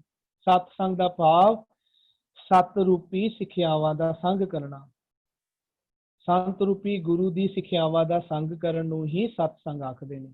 ਔਰ ਉਹਦੇ ਨਾਲ ਕੀ ਹੁੰਦਾ, ਦੇਖੋ ਅਗੋਚਰ ਦਾ ਸੰਗ ਕਰਨ ਦੇ ਨਾਲ ਹੀ ਅਗੋਚਰ ਮਿਲੇਗਾ। ਅਗੋਚਰ ਹੈ ਸ਼ਬਦ, ਤੇਰਾ ਸ਼ਬਦ ਅਗੋਚਰ, ਗੁਰਮੁਖ ਪਾਈਐ ਨਾਨਕ ਨਾਮ ਸਮਾਏ ਜੀ। ਨਾਮ ਨੂੰ ਹੀ, ਸ਼ਬਦ ਨੂੰ ਹੀ ਅਗੋਚਰ ਆਖਿਆ ਜਾਂਦਾ ਹੈ। ਔਰ ਜਿਹੜਾ ਸ਼ਬਦ ਦੀ ਅਗੋਚਰ ਦੀ ਸ਼ਬਦ ਦੀ ਸੇਵਾ ਕਰਦਾ ਹੈ, ਗੁਰ ਕੀ ਸੇਵਾ ਕੀ ਹੈ, ਸ਼ਬਦ ਵਿਚਾਰ। ਸ਼ਬਦ ਕੀ ਹੈ, ਅਗੋਚਰ। ਸ਼ਬਦ ਦੀ ਵਿਚਾਰ ਕਰਦਾ ਹੈ, ਅਗੋਚਰ ਦੀ ਵਿਚਾਰ ਕਰਦਾ, ਉਹਨੂੰ ਸ਼ਬਦ ਦੀ ਪ੍ਰਾਪਤੀ ਹੋ ਜਾਂਦੀ, ਅਗੋਚਰ ਸ਼ਬਦ ਦੀ ਪ੍ਰਾਪਤੀ ਹੋ ਜਾਂਦੀ ਹੈ। ਇਸੇ ਨੂੰ ਕਹਿੰਦੇ ਨੇ ਸਾਧ ਕੈ ਸੰਗ ਅਗੋਚਰ ਮਿਲੈ। ਸਾਧ ਆਖਰ ਸ਼ਬਦ ਨੂੰ ਆਖਰ ਨੇ, ਸ਼ਬਦ ਦੀ ਵਿਚਾਰ ਕਰਕੇ, ਸ਼ਬਦ ਦੀ ਸਿੱਖਿਆਵਾਂ ਨਾਲ ਅਸੀਂ ਆਪਣਾ ਜੀਵਨ ਬਤੀਤ ਕਰਨਾ ਹੈ। ਇਸੇ ਨੂੰ ਹੀ ਕਹਿੰਦੇ ਨੇ ਸਾਨੂੰ ਇਹ ਅਗੋਚਰ ਸ਼ਬਦ ਦੀ ਪ੍ਰਾਪਤੀ ਹੋ ਜਾਏਗੀ। ਹਾਂਜੀ ਜੀ ਇੱਕ ਸੈਕਿੰਡ, ਆਪਨੇ ਜੋ ਸਵਾਲ ਕੀਤਾ ਸੀ ਨਾ, ਤੇ ਸੁਖਿੰਦਰ ਵੀਰ ਜੀ ਹੋਰਾਂ ਨੇ ਇੱਕ ਬੜਾ ਅੱਛੇ ਢੰਗ ਨਾਲ ਸਮਝਾਇਆ, ਤੇ ਉਧਰ ਨਾ ਉਹਨਾਂ ਨੇ ਇੱਕ ਪੰਕਤੀ ਸਾਨੂੰ ਇੱਕ ਦੋ ਕਨਸੈਪਟ ਸਾਹਮਣੇ ਲਿਆਏ ਕਿ ਇੱਕ ਸਾਥ ਤੇ ਇੱਕ ਸੰਗ। ਗੁਰੂ ਸਾਹਿਬ ਨਾ ਇੱਕੋ ਪੰਕਤੀ ਦੇ ਅੰਦਰ ਇਹ ਚੀਜ਼ ਸਪਸ਼ਟ ਕਰ ਦਿੰਦੇ ਨੇ। ਗੁਰੂ ਸਾਹਿਬ ਕਹਿੰਦੇ ਪਏ ਨੇ, ਮਹਿਮਾ ਸਾਧੂ ਸੰਗ ਕੀ, ਸੁਣੋ ਮੇਰੇ ਮੀਤਾ। ਇੰਪੋਰਟੈਂਸ ਨੂੰ ਸਮਝਦਾ ਕਿਸ ਚੀਜ਼ ਦੀ, ਸਾਧੂ ਦੇ ਸੰਗ ਦੀ। ਹੁਣ ਸਾਧ ਕੀ ਹੈ, ਗੁਰੂ ਸਾਹਿਬ ਆਪ ਸਪਸ਼ਟ ਕਰ ਦਿੰਦੇ ਨੇ। ਅਨੇਕ ਥਾਵਾਂ ਤੇ ਗੁਰੂ ਸਾਹਿਬ ਡੈਫੀਨੇਸ਼ਨ ਦਿੰਦੇ ਨੇ। ਉੱਤਮ ਸ਼ਲੋਕ ਸਾਧ ਕੇ ਬਚਨ, ਇਹਨਾਂ ਸਪਸ਼ਟ ਕਰ ਦਿੱਤਾ। ਬਚਨ ਕਿਹਦੇ ਨੇ, ਸਾਧ ਕੇ। ਹੁਣ ਬਚਨ ਕਿਹਦੇ ਨੇ, ਬਚਨ ਗੁਰੂ ਜੋ ਪੂਰੇ ਕਰਿਓ। ਹੁਣ ਬਿਲਕੁਲ ਸਪਸ਼ਟ ਹੋ ਗਿਆ ਉਹ ਸਾਧ ਕੀ ਹੈ। ਹੋਰ ਗੁਰੂ ਸਾਹਿਬ ਸਪਸ਼ਟ ਕਰ ਦਿੰਦੇ ਨੇ, ਮੇਰਾ ਮਨ ਆਲਸੀਆ ਉਗਲਾਨਾ, ਹਰ ਹਰ ਆਨ ਮਿਲਾਇਓ ਗੁਰ ਸਾਧੂ। ਫਿਰ ਕਿਤਨਾ ਸਪਸ਼ਟ ਕਰ ਦਿੱਤਾ, ਹਰ ਹਰ ਆਨ ਮਿਲਾਇਓ ਗੁਰ ਸਾਧੂ, ਮਿਲ ਸਾਧੂ ਕਪਟ ਖੁਲਾਨਾ। ਹੁਣ ਫਿਰ ਸਪਸ਼ਟ ਕਰ ਦਿੱਤਾ ਕਿ ਸਾਧ ਕੀ ਹੈ, ਗੁਰ। ਹੁਣ ਸੰਤ ਦੀ ਪਰਿਭਾਸ਼ਾ ਵੀ ਆਏਗੀ ਤੇ ਗੁਰੂ ਸਾਹਿਬ ਸਪਸ਼ਟ ਕਰ ਦਿੰਦੇ ਨੇ, ਭਾਗ ਹੋਆ ਗੁਰ ਸੰਤ ਮਿਲਾਇਆ। ਹੁਣ ਗੁਰੂ ਸਾਹਿਬ ਨੇ ਕਿਹੜੇ ਸੰਤ ਨੂੰ ਮਿਲਾਤਾ, ਕਨਫਿਊਜ਼ਨ ਨਾ ਪੈ ਜਾਏ। ਤੇ ਅਗਲੀ ਪੰਕਤੀ ਵਿੱਚ ਗੁਰੂ ਸਾਹਿਬ ਆਪ ਸਪਸ਼ਟ ਕਰ ਦਿੰਦੇ ਨੇ, ਪ੍ਰਭ ਅਬਿਨਾਸ਼ੀ ਘਰ ਮੈਂ ਪਾਇਆ, ਬਾਹਰ ਨਹੀਂ, ਪ੍ਰਭ ਅਬਿਨਾਸ਼ੀ ਘਰ ਮੈਂ ਪਾਇਆ। ਹੁਣ ਸਪਸ਼ਟ ਹੋ ਗਈ ਉਹ ਸੰਤ ਕਿਹੜਾ ਹੈ, ਰੱਬ। ਹੁਣ ਮਹਿਮਾ, ਇੰਪੋਰਟੈਂਸ, ਉਹ ਵਾਲੇ ਗੁਰ ਸਾਧੀ ਸੰਗ ਕੀਤਿਆਂ, ਭਾਵ ਸ਼ਬਦ ਦਾ, ਸੁਰਤੀ ਦਾ ਸੰਗ ਕੀਤਿਆਂ ਦਾ ਇੰਪੋਰਟੈਂਸ ਦੇਖ। ਮਹਿਮਾ ਸਾਧੂ ਸੰਗ ਕੀ, ਸੁਨੋ ਮੇਰੇ ਮੀਤਾ, ਮੈਲ ਖੋਈ। ਜੋ ਜ਼ਿੰਦਗੀ ਦੀ ਤੇਰੀ ਮੈਲ ਹੈ, ਜੋ ਤੇਰੇ ਮਨ ਚੋਂ ਲੱਗ ਰਹੀ ਹੈ, ਜਨਮ ਜਨਮ की इस मन को मन लागी हुई है, ਮੈਲ ਖੋਈ, ਉਹ ਮੈਲ ਦੂਰ ਹੋ ਜਾਏਗੀ। ਰਹੀ ਗੱਲ ਬਾਹਰਲੇ ਮਿਡਲਮੈਨ ਦੀ, ਦੇਹ ਦੀ, ਸਰੀਰ ਦੀ, ਗੁਰੂ ਸਾਹਿਬ ਸਪਸ਼ਟ ਕਰਦੇ ਨੇ, ਵਿੱਚ ਨਾ ਕੋਈ ਕਰ ਸਕੇ, ਕੋਈ ਵਿਚੋਲਾਪਨ ਨਹੀਂ ਕਰ ਸਕਦਾ। ਗੁਰੂ ਸਾਹਿਬ ਸਪਸ਼ਟ ਕਰ ਦਿੰਦੇ ਨੇ। ਜੋ ਬਾਹਰਲੀ ਤੌਰ ਤੇ ਮਿਡਲਮੈਨ ਤੋਂ ਬਣਾਇਆ ਹੋਇਆ ਹੈ, ਗੁਰੂ ਸਾਹਿਬ ਬਿਲਕੁਲ ਸਪਸ਼ਟ ਕਰਦੇ ਨੇ, ਕੋਈ ਹਰ ਕੇ ਸੰਤ ਨਾ ਆਖੀਏ। ਉਹ ਭਲਿਆ ਪੁਰਖਾ ਕਿਸੇ ਬੰਦੇ ਦੇ ਪੈਰੀ ਨਾ ਪਏ, ਕਿਸੇ ਬੰਦੇ ਤੇ ਭਰੋਸਾ ਨਾ ਕਰ। ਜਿਵੇਂ ਗੁਰੂ ਸ਼ਰੀਰ ਨਹੀਂ ਸ਼ਬਦ ਹੈ, ਤਿਵੇਂ ਸਿੱਖ ਵੀ ਸ਼ਰੀਰ ਨਹੀਂ ਸ਼ਬਦ ਹੈ। ਫਿਰ ਵਿਚੋਲਾਪਨ ਤੇ ਕੋਈ ਕਰ ਨਹੀਂ ਸਕਦਾ।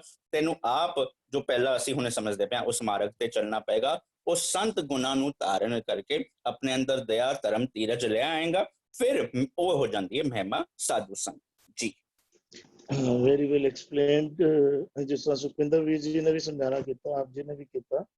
ਮੇਰੇ ਖਿਆਲ ਨਾਲ ਸਾਡੇ ਮਨਾਂ ਵਿੱਚ ਦੇਹੀਆਂ ਦੇ ਬੜੇ ਭੁਲੇਖੇ ਪਏ ਰਹਿੰਦੇ ਹਨ, ਜਾਂ ਭੇਖਾਂ ਤੋਂ ਅਸੀਂ ਬਹੁਤ ਪ੍ਰਭਾਵਿਤ ਹੋ ਜਾਂਦੇ ਹਾਂ। ਤੇ ਅੱਜ ਜਿਹੜੀ ਐਕਸਪਲੇਨੇਸ਼ਨ ਮਿਲੀ ਹੈ ਸਾਨੂੰ ਕਲੀਅਰ ਹੋ ਗਿਆ ਹੋਣਾ ਗੁਰੂ ਸਾਹਿਬ ਨੇ ਸੰਤ ਤੇ ਸਾਧੂ ਕਿਹਨੂੰ ਕਿਹਾ। ਜਿਹੜੇ ਭੇਖੀ ਹਨ ਉਹਨਾਂ ਬਾਰੇ ਤੇ ਗੁਰੂ ਸਾਹਿਬ ਆਪ ਸਾਨੂੰ ਸਮਝਾਉਂਦੇ ਹਨ, ਗੱਲੀ ਜਿਨ੍ਹਾਂ ਜਪਮਾਲੀਆਂ ਲੋਟੇ ਹੱਥ ਨਿਭਗ, ਕੋਈ ਹਰ ਕੇ ਸੰਤ ਨਾ ਆਖੀਏ ਬਨਾਰਸ ਕੇ ਠੱਗ। ਉਹਨਾਂ ਦਾ ਕੰਪੈਰੀਜ਼ਨ ਤੇ ਠੱਗਾਂ ਨਾਲ ਕੀਤਾ ਜਾ ਰਿਹਾ। ਗੁਰੂ ਸਾਹਿਬ ਤੇ ਕਹਿ ਰਹੇ ਬਨਾਰਸ ਦੇ ਠੱਗ, ਉਸ ਵਕਤ ਬਨਾਰਸ ਦੇ ਠੱਗ ਬੜੇ ਮਸ਼ਹੂਰ ਸਨ। ਉਹਨਾਂ ਤੋਂ ਗੁਰੂ ਸਾਹਿਬ ਵੀ ਕਹਿ ਰਹੇ ਨੇ ਬਨਾਰਸ ਦੇ ਠੱਗ ਤੇ ਹੋ ਸਕਦੇ, ਸੰਤ ਨਹੀਂ ਹੋ ਸਕਦੇ। ਤੇ ਮੇਰੇ ਖਿਆਲ ਨਾਲ ਇਹ ਭੁਲੇਖਾ ਦੂਰ ਹੋ ਗਿਆ ਹੋਣਾ। ਆਓ ਇੱਕ ਪਦੇ ਦਾ ਹੋਰ ਪਾਠ ਕਰ ਲਈਏ। ਵੀਰ ਇੱਕ ਚੀਜ਼ ਐਡ ਕਰਨਾ ਚਾਹਾਂਗਾ ਇਹਦੇ ਵਿੱਚ ਕਿ ਅੱਜ ਕੱਲ ਤੇ ਠੱਗ ਜਿਹੜੇ ਹੈਗੇ ਨੇ ਨਾ ਉਹ ਛੋਟਾ ਪੜਦੇ ਨੇ ਨਾ ਚੋਲਾ ਪਾਉਂਦੇ ਨੇ। ਉਹ ਤੇ ਠੱਗ ਭਾਵੇਂ ਟਾਈ ਲਗਾ ਕੇ ਵੀ ਹੋ ਗਏ ਨੇ।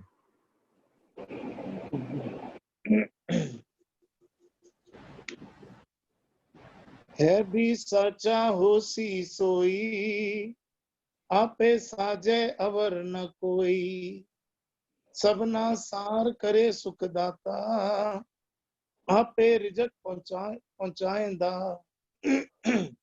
है भी साचा होसी सोई, हाद सच जुगाद सच, है भी सच नानक होसी भी सच, है भी साचा होसी सोई। परमात्मा जो सदैव रहने वाला है भी अज भी है ते कल नू भी होएगा। जिस जिस पर डाली पग धरूं सोई मुड़ मुड़ जाए। भगत कबीर जी दी शर पंक्ति है, कहंदे जेड़ी भी डाली ते मैं पग धरदा ओहियो मुड़ जांदी है। भाव जेड़ा भी मैं आसरा तकदा ओहियो आसरा मेरा कमजोर साबित होंदा है, टुट जांदा है। ਤੇ ਇਸੇ ਲਈ ਆਸਰਾ ਬਾਰ-ਬਾਰ ਕਹਿੰਦੇ ਨੇ ਸੱਚ ਦਾ ਆਸਰਾ ਲੋ ਜਿਹੜਾ ਸਦੀਵ ਰਹਿਣ ਵਾਲਾ ਆਸਰਾ ਹੈ। ਇੱਥੇ ਵੀ ਗੁਰੂ ਸਾਹਿਬ ਸਮਝਾ ਰਹੇ ਨੇ ਵੀ ਸੱਚਾ ਹੋਸੀ ਸੋਈ, ਆਪੇ ਸਾਜੇ ਅਵਰ ਨਾ ਕੋਈ। ਸਾਜੇ ਤੋਂ ਕੀ ਭਾਵੇਂ ਸਵਾਰਨਾ, ਆਪੇ ਸਾਜੇ ਸ਼ੁਭ ਗੁਣ ਦੇ ਕੇ ਸੰਵਾਰ ਦਿੰਦਾ ਹੈ, ਖੂਬਸੂਰਤ ਬਣਾ ਦਿੰਦਾ ਹੈ। ਅਸੀਂ ਬਾਹਰ ਦੀ ਖੂਬਸੂਰਤੀ ਵੱਲ ਬਹੁਤ ਧਿਆਨ ਦਿੰਦੇ ਹਾਂ, ਮੇਕਅਪ ਕਰਨੇ, ਸੋਹਣੇ ਕੱਪੜੇ ਪਾਣੇ, ਨਹਾਣਾ ਧੋਣਾ ਸਭ ਬਹੁਤ ਧਿਆਨ ਦਿੰਦੇ ਹਾਂ। अंदर वाल असी ध्यान नहीं देते। गुरु साहब कह रहे हैं जदों तू नाम नाल जुड़ेगा, नाम अंदर वस जाएगा, तेनू अंदरों सवार देगा, तेरे अंदरों खूबसूरती प्रकट हो जाएगी, तेरे अंदर शुभ गुण वस जाएंगे। आपे साजे नाल ही कह रहे हैं अवर ना कोई। अवर तो की पावे, कोई और राह नहीं है। जे तू चाहता है अंदरों सवरना, बाहरले कीते पखंड या कोई और आसरा ऐसा नहीं है। आपे साजे अवर न कोई और दूजी थां नहीं है जिधरों तू अंदर अपने शुभ गुण सब पा सकता है, जिस दे राही तू अंदर सोहने गुणां नाल तू भरपूर हो सकता है। कोई और दूजा थां ही नहीं है। केवल ते केवल सच नाम सतगुरु तो अलावा और कोई ठिकाना नहीं है। आपे साजे अवर न कोई, सबना सार करे सुख दाता। सबना सार, सार अखर आया ना, वैसे सार अखर दे 3 अर्थ बढ़दे हैं। सार दे अर्थ संभालना भी है, सार दे अर्थ श्रेष्ठ भी है, सार दे अर्थ औंकड़ नाल आंदा। जदों असी नानक कटना करड़ा सार उत्ते लोहा करके आंदा है कि बयान करना, उस अवस्था नू बयान करना लोहे नू चबन मुताबिक औखा काम है। और इत्थे संभाल करके आ रहा है सबना सार करे सुख दाता। देखो उस परमात्मा दे लई जिथे भी जिक्र आया ना सुख दाता करके आया, दुख दाता करके नहीं आया। जदों असी जिक्र करते हैं ना, मोह भी परमात्मा ने आप पा दिता है। मोह ते दुखों का कारण है, पर गुरु साहब इत्थे कह रहे हैं आप सबना सार करे सुख दाता। वो सुखों का दाता है। असी जदों समझ नहीं पाते, सुखों वालों पिट कर लेंदे आ ते असी दुख आपे ही अपनी झोली विच भर लेंदे आ ਕਿਉਂਕਿ ਸੁੱਖਾਂ ਵਾਲੇ ਪਾਸੋਂ ਸੱਚ ਵਾਲੇ ਪਾਸੋਂ ਅਸੀਂ ਫਿੱਟ ਕਰ ਲਈਏ। ਗੁਰੂ ਸਾਹਿਬ ਸਮਝਾ ਰਹੇ ਹਨ, ਸਭਨਾ ਸਾਰ ਕਰੇ ਸੁਖ ਦਾਤਾ, ਆਪੇ ਰਿਜ਼ਕ ਪਹੁੰਚਾਏਂਦਾ। ਰਿਜ਼ਕ ਵੀ ਉਹ ਆਪ ਹੀ ਪਹੁੰਚਾਉਂਦਾ ਹੈ। ਰਿਜ਼ਕ ਅਸੀਂ ਖਾਣ ਵਾਲੇ ਭੋਜਨ ਨੂੰ ਵੀ ਸਮਝ ਲਈਏ ਤੇ ਰਿਜ਼ਕ ਇੱਥੇ ਜਿਹੜਾ ਜ਼ਿਕਰ ਹੋ ਰਿਹਾ ਨਾ, ਆਪੇ ਸਾਜੇ, ਤੇ ਰਿਜ਼ਕ ਜਿਹੜੀ ਹੈ ਮਨ ਦੀ ਰਿਜ਼ਕ ਕੀ ਹੈ, ਮਨ ਦੀ ਖੁਰਾਕ ਕੀ ਹੈ, ਸਤਨਾਮ ਦੀ ਖੁਰਾਕ ਹੈ। ਔਰ ਰਿਜ਼ਕ ਵੀ ਪ੍ਰਮਾਤਮਾ ਆਪਣੇ ਬਣਾਏ ਹੁਕਮ ਵਿੱਚ ਆਪ ਹੀ ਪਹੁੰਚਾਉਂਦਾ ਹੈ। ਆਓ ਜਦੋਂ ਸੱਚ ਦੀ ਰਾਹ ਤੇ ਚੁੜਦੇ ਆ, ਟੁਰਨਾ ਕਰਦੇ ਆ, ਤੇ ਸਤਨਾਮ ਦੇ ਨਾਲ ਸਮਝ ਲਈਏ ਸਾਂਝ ਬਣ ਜਾਂਦੀ ਹੈ ਤੇ ਉਹ ਰਿਜ਼ਕ ਮਨ ਨੂੰ ਤੰਦਰੁਸਤੀ ਦੇ ਦਿੰਦੀ ਹੈ, ਮਨ ਨੂੰ ਪ੍ਰਫੁੱਲਿਤ ਕਰ ਦਿੰਦੀ ਹੈ। ਜੀ ਅਰਵਿੰਦਰ ਵੀਰ ਜੀ। ਜਿਹੜਾ ਨੋਰਮਲੀ ਵਰਡ ਸਾਚਾ ਆ ਰਿਹਾ ਹੈ ਬਈ ਸਦੀ ਹੋਣ ਵਾਲਾ ਜਿਹੜਾ ਪਰਮਾਤਮਾ ਹੈ ਨਾ, ਉਹ ਕਹਿੰਦਾ ਹੈ ਵੀ, ਉਹ ਹੁਣ ਵੀ ਹੈ, ਸਦੀ ਹੋਣ ਵਾਲਾ ਹੈ। ਅਬ ਜੋ ਮੂਲ ਮੰਤਰ ਕਹਿ ਲਓ ਜਾਂ ਮੂਲ ਸਿਧਾਂਤ ਕਹਿ ਲਓ ਵੀ ਆਦ ਸੱਚ ਜੁਗਾਦ ਸੱਚ, ਵੀ ਕਹਿੰਦੇ ਜਦੋਂ ਉਹ ਜਿਹੜਾ ਸੀ ਉਹ ਅਰਬਨ ਨਰਬਤ ਧੁੰਦੂਕਾਰਾ ਵਾਲੇ ਸ਼ਬਦ ਜਦੋਂ ਕਹਿੰਦੇ ਸੀ, ਉੱਥੇ ਕਹਿੰਦੇ ਜਦੋਂ ਜੀਓ ਵੀ ਨਹੀਂ ਸੀਗੇ ਨਾ, ਨਿੰਦ ਬਿੰਦ ਨਹੀਂ ਜੀਓ ਨਾ ਜਿੰਦੂ, ਉਹ ਵੀ ਨਹੀਂ ਸਨ।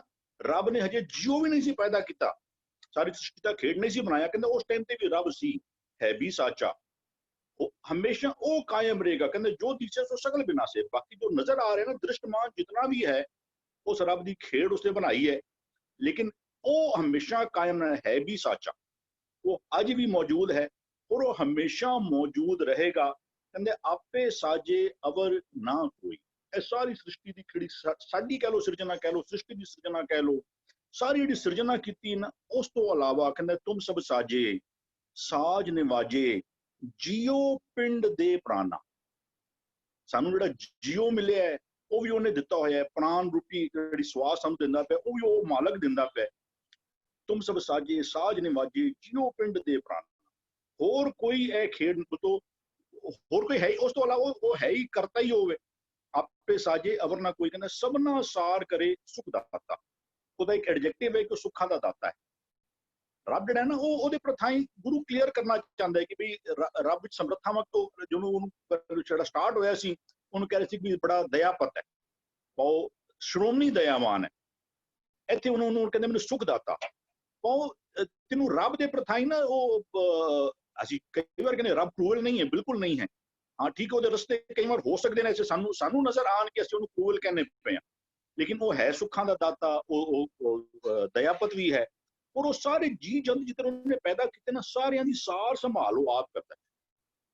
ਉਹਦੇ ਨਜ਼ਰਾਂ ਤੋਂ ਉਹਲੇ ਕੋਈ ਨਹੀਂ ਹੁੰਦਾ। ਹਾਂ ਉਹਦੇ ਨਿਯਮ ਨੇ, ਨਿਯਮ ਦੇ ਹਿਸਾਬ ਨਾਲ ਜੋ ਨਹੀਂ ਚੱਲੇਗਾ ਉਹ ਸਜ਼ਾ ਦਾ ਹੱਕਦਾਰ ਬਣੇਗਾ। ਬਾਕੀ ਸਾਰਿਆਂ ਦੀ ਸਾਰ ਸੰਭਾਲ ਜਿਹੜੀ ਨਾ ਉਹ ਪਰਮਾਤਮਾ ਆਪ ਕਰਦਾ ਪਿਆ। ਕਹਿੰਦਾ ਆਪੇ ਰਿਜ਼ਕ ਪਹੁੰਚਾਇਂਦਾ। ਹਰ ਇੱਕ ਜਿਤਨੇ ਜੀ ਪੈਦਾ ਹੋਏ ਨੇ ਸਾਰਿਆਂ ਨੂੰ ਖਾਣ ਨੂੰ ਕੋਈ ਨਾ ਕੋਈ ਰਿਜ਼ਕ ਚਾਹੀਦਾ ਹੀ ਚਾਹੀਦਾ, ਉਹਨਾਂ ਸਿਸਟਮ ਹੈ ਮਾਲਕ ਦਾ। ਕਹਿੰਦਾ ਪਹਿਲੋ ਦੇਤੇ ਰਿਜ਼ਕ ਸਮਾਹ, ਪਿੱਛੋਂ ਦੇਤੇ ਜੰਤ ਉਪਾਹ। ਤੂੰ ਜਿਤਨੇ ਜੀ ਪੈਦਾ ਕੀਤੇ ਨੇ ਸਾਰਿਆਂ ਦੀ ਸਾਰ ਸੰਭਾਲ ਵੀ ਤੂੰ ਕਰਨਾ। ਕਹਿੰਦਾ ਸੈਲ ਪੱਥਰ ਮੈਂ ਜੰਤ ਉਪਾਏ, ਤਾਂ ਕਾ ਰਿਜ਼ਕ ਆਗੇ ਕਰ ਧਰਿਆ। ਕਈ ਵਾਰ ਪੱਥਰ ਨੂੰ ਫੋੜਿਆ ਉਸ ਚੋਂ ਕੀੜੇ ਨਿਕਲਦੇ ਨੇ, तो बंदा वो पाखन कीट गुप्त होए रहता, ताचो मार्ग नहीं। पाखन पत्थर विच कीड़ा अंदर छुप के बैठा होया है। पाखन कीट गुप्त होए रहता, ताचो मार्ग नहीं। कहे तन्ना पूर्णता हूं को मत रे जी डराई। तिनू रब दी समर्थ ए रब दी वडियाई, रब दा नाम, रब दी समर्था गुरु सानू दृढ़ करवाना चाहता है। कहते काहे रेमन चित वे उदम ਜਾਂ ਆਹਰ ਹਰ ਜੀਓ ਭਰਿਆ। ਤੇਰੇ ਆਹਾਰ ਦਾ ਬੰਦੋਬਸਤ ਕਰਨ ਵਿੱਚ ਰੱਬ ਲੱਗਿਆ ਹੋਇਆ ਹੈ।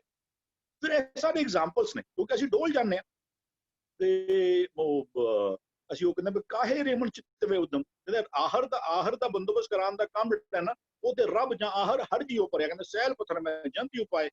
ਉਹਨਾਂ ਦਾ ਵੀ ਰਿਜ਼ਕ ਜਿਹੜਾ ਹੈ ਉਹ ਮਾਲਕ ਜਿਹੜਾ ਹੈ ਉਹ ਮਾਲਕ ਨੇ ਅੱਗੇ ਕਰਕੇ ਰੱਖਿਆ। ਤੂੰ ਜਿਹੜਾ ਨਾ ਤੇਰਾ ਜਿਹੜਾ ਪਰਮਾਰਥ ਦਾ ਕਾਰਜ ਸੀ ਨਾ, ਤੇਰੇ ਸਰੀਰਿਕ ਭੋਜਨ ਦੀ ਤੇਰੇ ਸਰੀਰਿਕ ਖੁਰਾਕ ਦੀ ਵਿਵਸਥਾ ਉਹ ਮਾਲਕ ਕਰੇਗਾ, ਉਹ ਕਰਦਾ ਹੈ, ਉਹ ਕਰੇਗਾ। ਤੂੰ ਜਿਹੜਾ ਤੇਰਾ ਆਤਮਿਕ ਕਾਰਜ ਸੀ ਨਾ ਜਿਹਨੂੰ ਸਵਾਰਨ ਵਾਸਤੇ ਤੂੰ ਆਇਆ ਸੀ, ਤੂੰ ਉਹਦੀ ਅਸੀਂ ਸਾਡੀ ਸਾਰੀ ਜਿਹੜੀ ਨਾ ਉਹ ਕਾਰਗੁਜ਼ਾਰੀ ਕਿਹਦੇ ਵਾਸਤੇ ਵੇ ਵੀ ਉਹ ਘਰ ਚਾਹੀਦਾ ਹੈ, ਖਾਣ ਨੂੰ ਚਾਹੀਦਾ ਹੈ ਸਾਨੂੰ।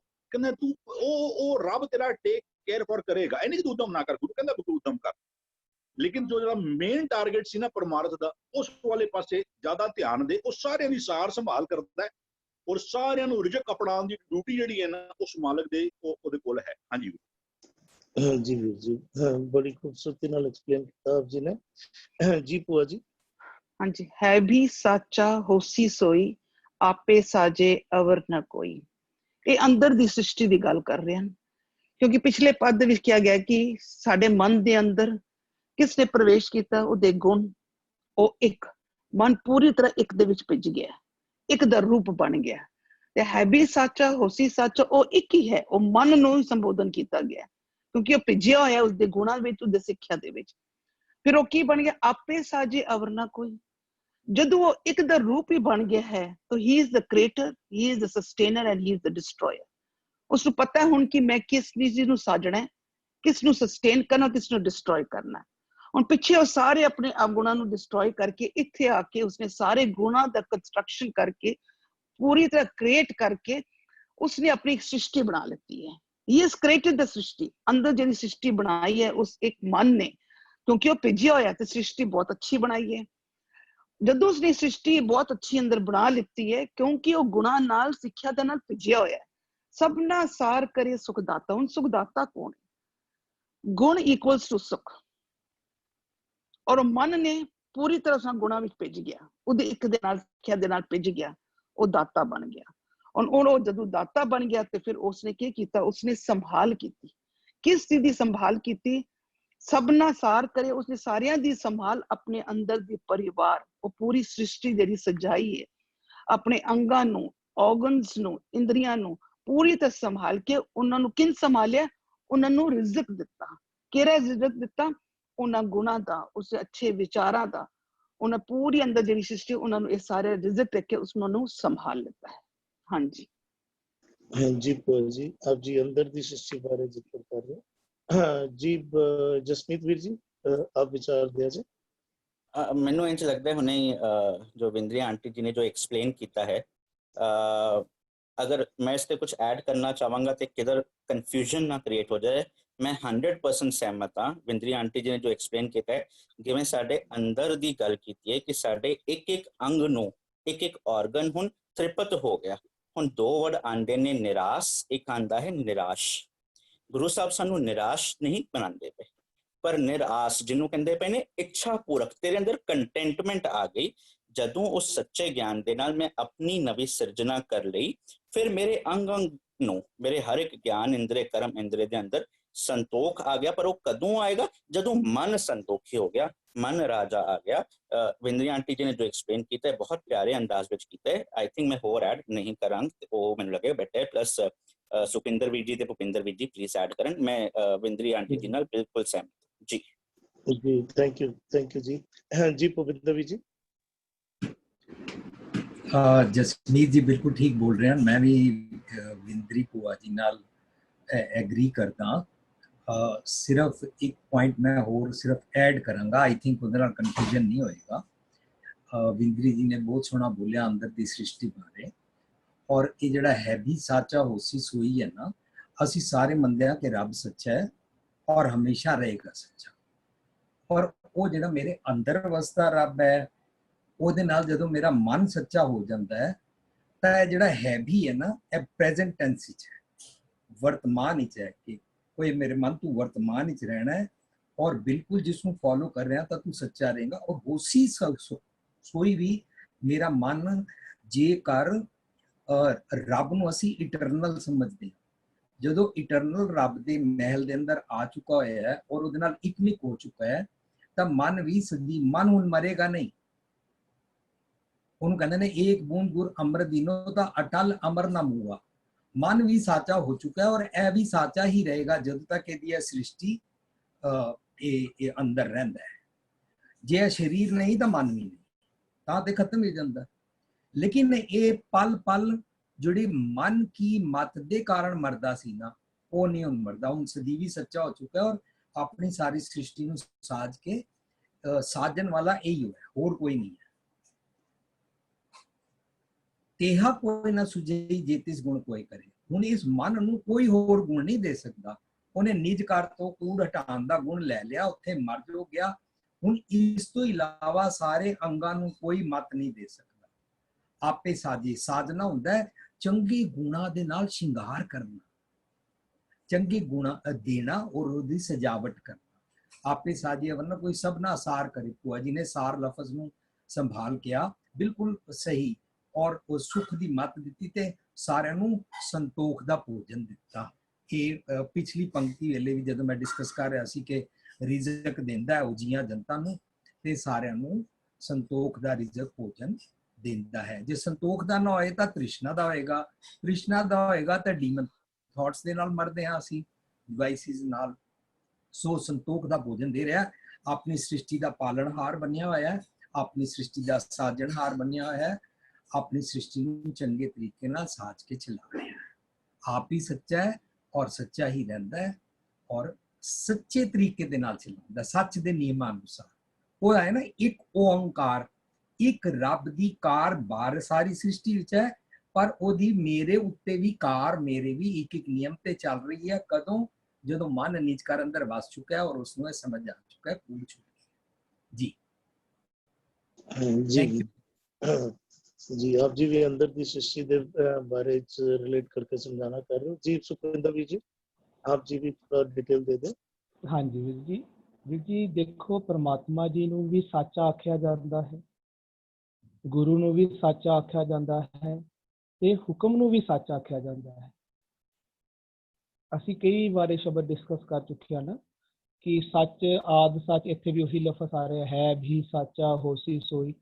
ਪਰਮਾਤਮਾ ਨੂੰ ਵੀ ਸੱਚ ਆਖਿਆ ਜਾਂਦਾ ਹੈ, ਗੁਰੂ ਨੂੰ ਵੀ ਸੱਚ ਆਖਿਆ ਜਾਂਦਾ ਹੈ ਤੇ ਹੁਕਮ ਨੂੰ ਵੀ ਸੱਚ ਆਖਿਆ ਜਾਂਦਾ ਹੈ। ਸੱਚ ਹੁਕਮ ਤੁਮਾਰਾ ਤਖਤ ਨਿਵਾਸੀ, ਹਨਾ, ਸਾਰਿਆਂ ਨੂੰ ਹੀ ਸੱਚ। ਸਤ ਸਤ ਸਤ ਪ੍ਰਭ ਸੁਆਮੀ ਗੁਰ ਪ੍ਰਸਾਦ ਕਿਨਾ ਵਿਖਿਆਨੀ। ਅੱਗੇ ਕੀ ਤੁਕ ਆਉਂਦੀ ਹੈ, ਕਹਿੰਦੇ ਨੇ ਸੱਚ ਸੱਚ ਸੱਚ ਸਭ ਕੀਨਾ। ਹੁਣ ਉਹ ਕੀਨਾ ਲਈ ਨੰਬਰ 2 ਤੇ ਕੀ ਕਰਦਾ ਹੈ, ਜਦੋਂ ਮਨ, ਦੇਖੋ ਸੱਚ ਹੈ ਪਰਮਾਤਮਾ, ਸੱਚ ਹੈ ਗੁਰੂ। ਹੁਣ ਉਹ ਮਨ ਨੇ ਸੱਚ ਨੂੰ ਪ੍ਰਾਪਤ ਕਰ ਲਿਆ ਤੇ ਮਨ ਹੀ ਪ੍ਰਮਾਤਮਾ ਦਾ ਰੂਪ, ਸੱਚ ਗੁਰੂ ਦਾ ਰੂਪ ਬਣ ਜਾਂਦਾ ਹੈ, ਭਾਵ ਸੱਚਾ ਆਪ ਬਣ ਜਾਂਦਾ। ਸਾਡੇ ਵਿਚਾਰ ਸੱਚੇ ਹੋ ਜਾਂਦੇ ਹਨ ਕਿਉਂਕਿ ਸਤਿਗੁਰੂ ਕੀ ਬਾਣੀ ਸਤ ਸਰੂਪ ਹੈ। ਗੁਰਬਾਣੀ ਬਣੀਏ, ਗੁਰਬਾਣੀ ਬਣ ਜਾਂਦਾ ਹੈ, ਭਾਵ ਗੁਰਬਾਣੀ ਦੇ ਸਿਧਾਂਤਾਂ ਨੂੰ ਹੀ ਅਪਣਾ ਕੇ ਗੁਰਬਾਣੀ ਦੇ ਸਿਧਾਂਤਾਂ ਤੇ ਚੱਲਣ ਲੱਗ ਜਾਂਦਾ। ਉਸੇ ਨੂੰ ਕਹਿੰਦੇ ਇਹ ਹੈ ਵੀ ਸੱਚਾ ਹੋ ਗਿਆ, ਅੱਗੋਂ ਵੀ ਚਲੇਗਾ। ਕਿਉਂਕਿ ਸਤਿਗੁਰੂ ਜੀ ਜਿਸ ਨੂੰ ਮਤ ਆਵੇ ਨਾ, ਉਹ ਸਤਿਗੁਰੂ ਮਾਏ ਸਮਾਨਾ ਹੋ ਜਾਂਦਾ ਹੈ।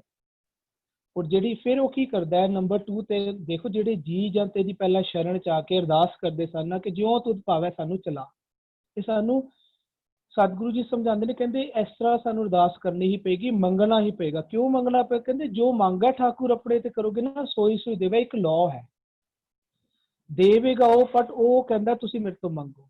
ਉਸਨੇ ਖੁਦ ਮੰਗਿਆ ਸੀ, ਮਨ ਨੇ ਸੱਚ ਸਰੂਪ ਪਰਮਾਤਮਾ ਜੀ ਤੋਂ ਸੱਚ ਮੰਗਿਆ ਸੀ, ਮਨ ਨੂੰ ਸੱਚ ਪ੍ਰਾਪਤ ਹੋ ਗਿਆ।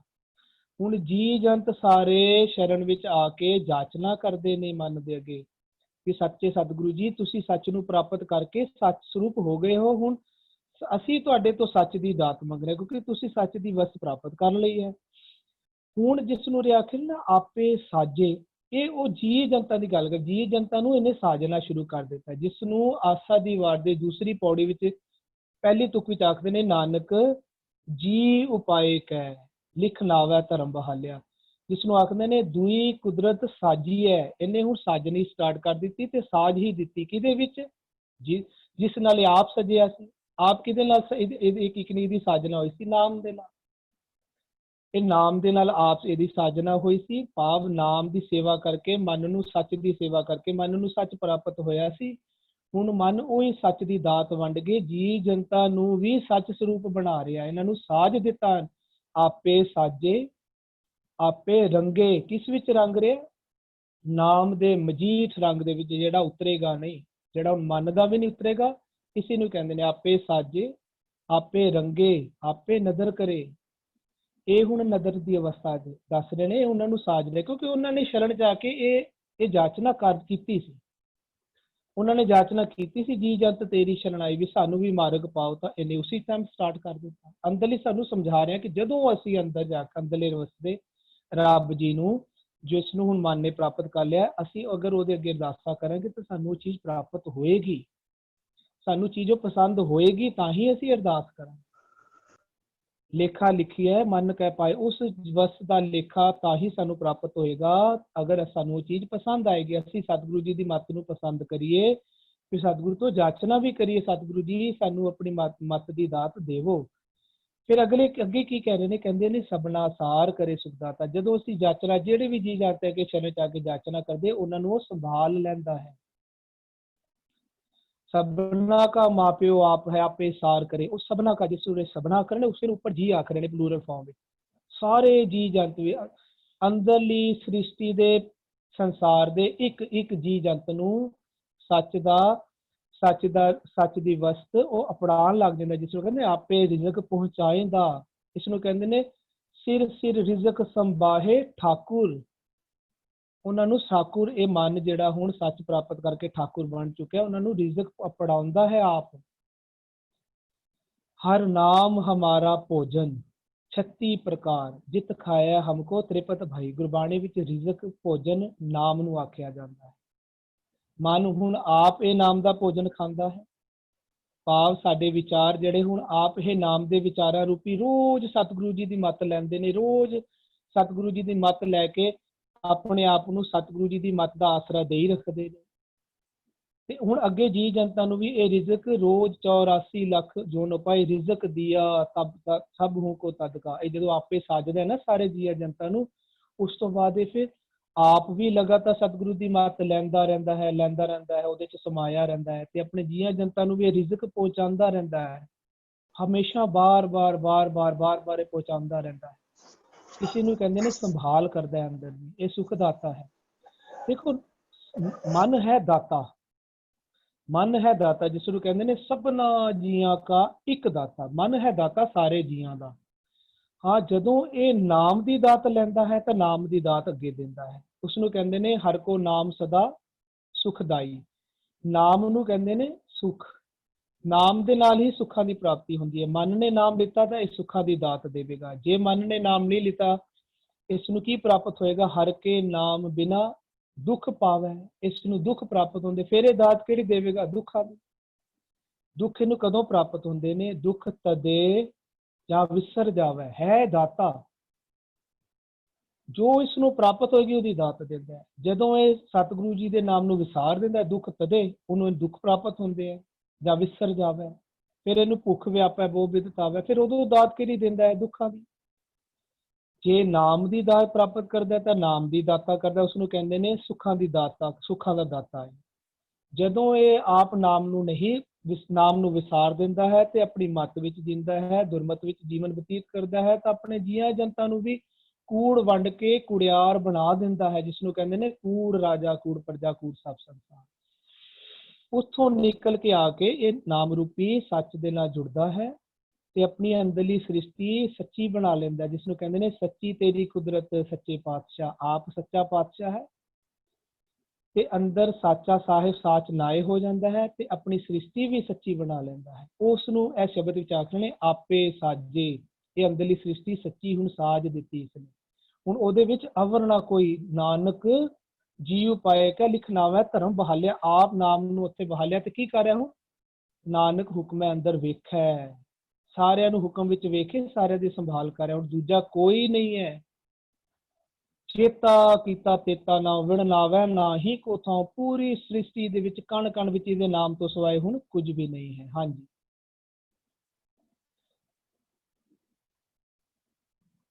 जी वीर जी, आप जी अंदर की सृष्टि ਨਾਲ ਰਿਲੇਟ ਕਰਕੇ ਸਮਝਾਣਾ ਕਰ ਰਹੇ ਹੋ। ਬਿਲਕੁਲ, ਜਦੋਂ ਤੱਕ ਅੰਦਰ ਦੀ ਸ੍ਰਿਸ਼ਟੀ ਨਹੀਂ ਸੁਧਰੇਗੀ, ਬਾਹਰ ਦੀ ਨਹੀਂ ਸੁਧਰੇਗੀ। आओ आज 2 पद्यों का पाठ होया, रल मिल के पाठ कर लिए, फिर पाठ सेशन की समाप्ति। अगम अगोचर कीमत नहीं पाई, जी जंत तेरी शरणाई। ज्यों तुद भावै तिवै चलावै, तू आपे मार्ग पाएंदा। है भी साचा होसी सोई, आपे साजे अवर न कोई। सबना सार करे सुख दाता, आपे रिजक पहुंचाएंदा। सबना सार करे सुख दाता, आपे रिजक पहुंचाएंदा। होइयां बेअंत भुलां दी किमा। वाहिगुरू जी का खालसा, वाहिगुरू जी की फतेह। जी सतबीर जी, सतबीर जी।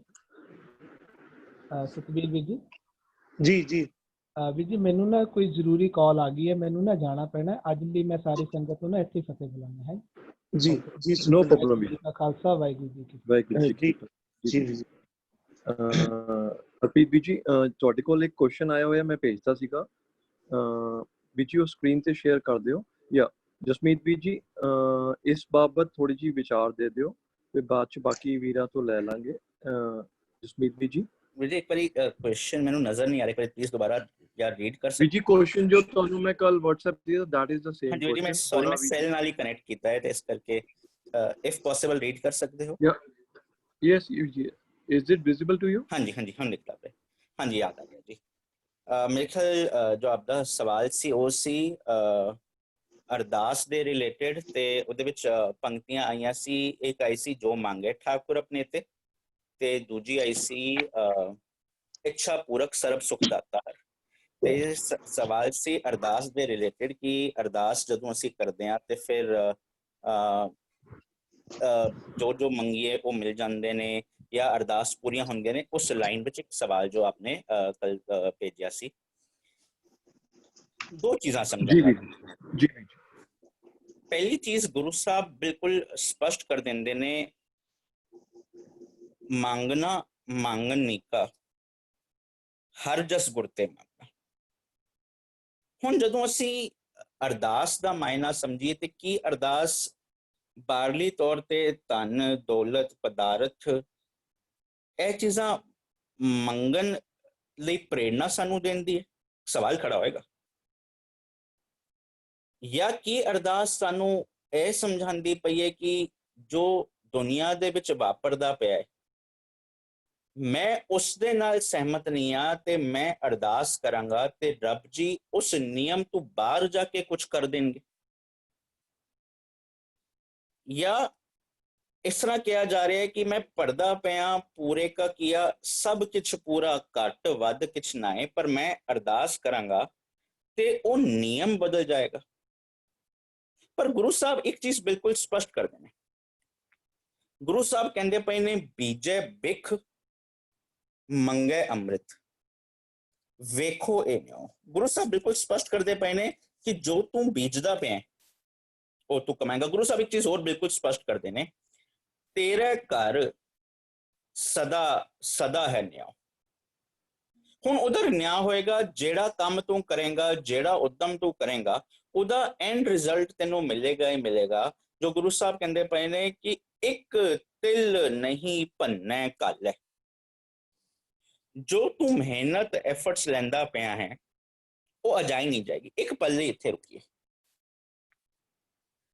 ਇੱਕ ਪਾਸੇ ਗੁਰੂ ਸਾਹਿਬ ਕਹਿੰਦੇ ਪਏ ਨੇ ਇੱਕ ਤਿਲ ਨਹੀਂ ਭੰਨੈ ਘਾਲੈ, ਦੂਜੇ ਪਾਸੇ ਕਬੀਰ ਸਾਹਿਬ ਇੱਕ ਚੀਜ਼ ਹੋਰ ਸਪਸ਼ਟ ਕਰਦੇ ਨੇ। ਕਬੀਰ ਸਾਹਿਬ ਕਹਿੰਦੇ ਪਏ ਨੇ ਕਬੀਰ ਮਹਿੰਦੀ ਕਰਕੇ ਘਾਲਿਆ, ਆਪ ਪਿਸਾਏ ਪਿਸਾਏ ਤੈਸ਼ੈ ਬਾਤ ਨਾ ਪੁੱਛਿਆ ਕਬਹੂ ਨਾ ਲਾਈ ਪਾਏ। ਬੜੀ ਅਜੀਬ ਗੱਲ ਵਾਪਰ ਗਈ। ਮਹਿੰਦੀ ਆਪਣੇ ਐਂਡ ਰਿਜ਼ਲਟ ਤੱਕ ਪਹੁੰਚਦੀ ਹੈ ਤੇ ਉਹਨੂੰ ਕਈ ਚੀਜ਼ਾਂ ਤੋਂ ਨਿਕਲਣਾ ਪੈਂਦਾ ਹੈ, ਗੁਜ਼ਰਨਾ ਪੈਂਦਾ ਹੈ। ਉਹਨਾਂ ਪੱਤਿਆਂ ਨੂੰ ਰਗੜਿਆ ਜਾਂਦਾ ਹੈ, ਰਗੜ ਕੇ ਮਹਿੰਦੀ ਤਿਆਰ ਕੀਤੀ ਜਾਂਦੀ ਹੈ ਤੇ ਉਹਦੀ ਮੰਜ਼ਿਲ ਹੁੰਦੀ ਹੈ ਕਿਸੇ ਦੇ ਹੱਥਾਂ ਪੈਰਾਂ ਦਾ ਸ਼ਿੰਗਾਰ ਬਣਨਾ। ਕਬੀਰ ਸਾਹਿਬ ਕਹਿੰਦੇ ਪਏ ਨੇ ਮੈਂ ਵੀ ਮਹਿੰਦੀ ਦੀ ਤਰ੍ਹਾਂ ਬੜੀ ਮਿਹਨਤ ਕੀਤੀ।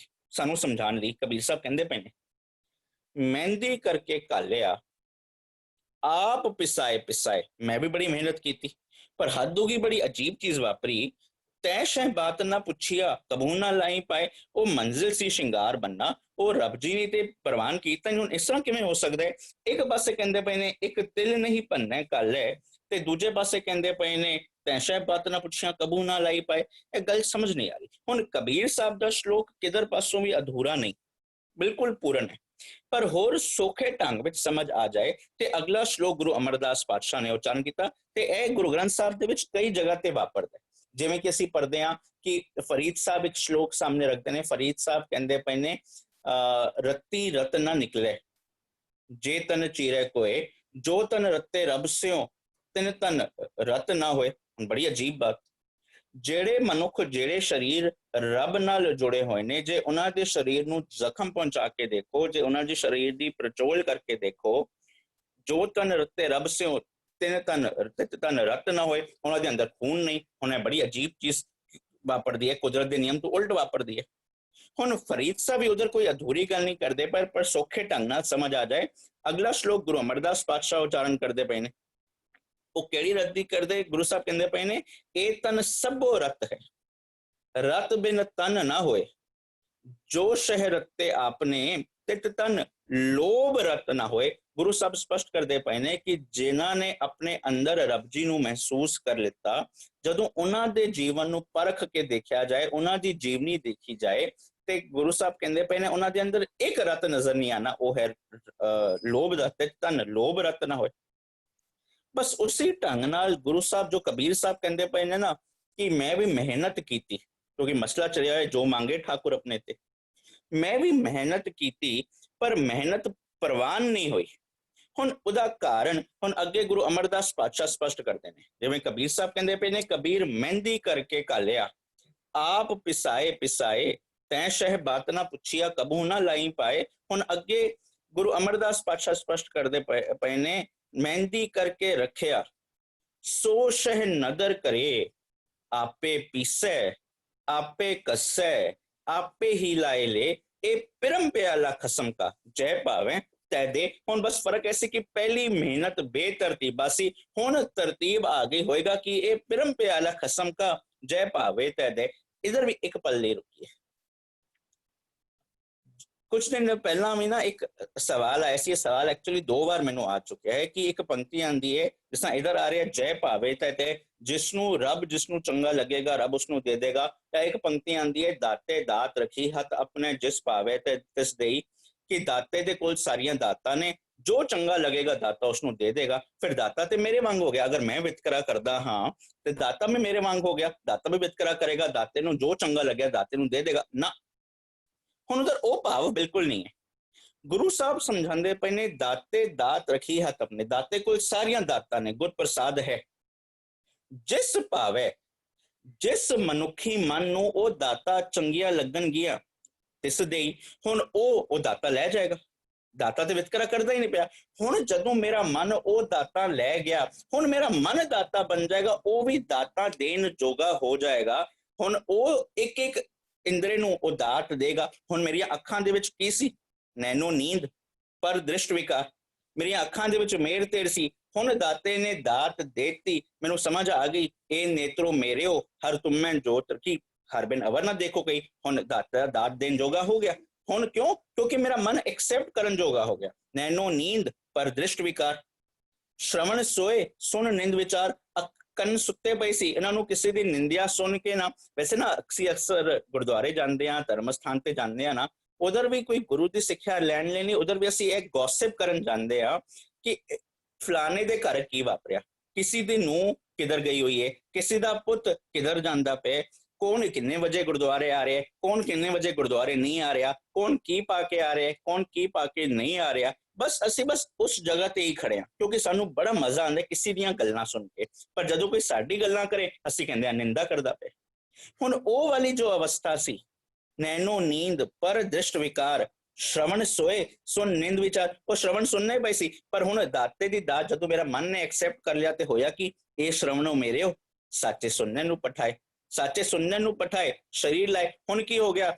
ਦਾਤੇ ਦਾਤ ਰੱਖੀ ਹੱਥ ਆਪਣੇ, ਜਿਸ ਭਾਵੇ ਤਿਸ ਦੇ। ਹੋਰ ਸਪਸ਼ਟ ਹੋ ਜਾਏ, ਨੈਣੋ ਨੀਂਦ ਪਰ ਦ੍ਰਿਸ਼ਟ ਵਿਕਾਰ, ਸ਼ਰਵਣ ਸੋਏ ਸੁਣ ਨਿੰਦ ਵਿਚਾਰ, ਰਸਨਾ ਸੋਈ ਲੋਭ ਮੀਠੇ ਸਾਧ। ਹੁਣ ਰਸਨਾ ਸੁੱਤੀ ਪਈ ਸੀ, ਪਰ ਫਿਰ ਗੁਰੂ ਨੇ ਸਮਝਾਤਾ, ਇਹ ਰਸਨਾ ਤੂੰ ਅਨਰਸ ਰਾਚ ਰਹੀ, ਤੇਰੀ ਪਿਆਸ ਨਾ ਜਾਏ, ਪਿਆਸ ਨਾ ਜਾਏ ਹੋਰਤ ਕਿਤੇ ਜਿਚਰ, ਹਰ ਰਸ ਪੱਲੇ ਨਾ ਪਾਏ, ਹਰ ਰਸ ਪਾਏ ਪੱਲੇ ਪੀਏ ਹਰ ਰਸ। ਫਿਰ ਸਪਸ਼ਟ ਕਰ ਦਿੱਤਾ। ਗੁਰੂ ਸਾਹਿਬ ਕਹਿੰਦੇ ਪਏ ਨੇ, ਜਿਸ ਮਨੁੱਖੀ ਮਨ ਨੇ ਉਹ ਦਾਤ ਲੈਣੀ ਸਿੱਖ ਲਈ, ਉਹ ਆਪਣੇ ਜੀਵਨ ਨੂੰ ਸੁਧਾਰਨ ਜੋਗਾ ਹੋ ਗਿਆ, ਦਾਤਾ ਵਿਤਕਰਾ ਨਹੀਂ ਕਰਦਾ ਪਿਆ। ਨੈਣੋ ਨੀਂਦ ਪਰ ਦ੍ਰਿਸ਼ਟ ਵਿਕਾਰ, ਸ਼ਰਵਣ ਸੋਏ ਸੁਣ ਨਿੰਦ ਵਿਚਾਰ, ਰਸਨਾ ਸੋਈ ਲੋਭ ਮੀਠੇ ਸਾਧ। ਇਹਨਾਂ ਸਾਰਿਆਂ ਦਾ ਡਰਾਈਵਰ ਮਨ ਸੋਇਆ, ਮਾਇਆ ਬਿਸਮਾਦ। ਇਹ ਮਨ ਸੁੱਤਾ ਪਿਆ ਹੈ ਕਿਉਂਕਿ ਇਹ ਮਨ ਦਾਤ ਲੈਣ ਨੂੰ ਐਕਸੈਪਟ ਨਹੀਂ, ਕਿਉਂਕਿ ਜੇ ਦਾਤ ਲਏਗਾ ਇਹਨੂੰ ਆਪ ਸੁਧਰਨਾ ਪਏਗਾ।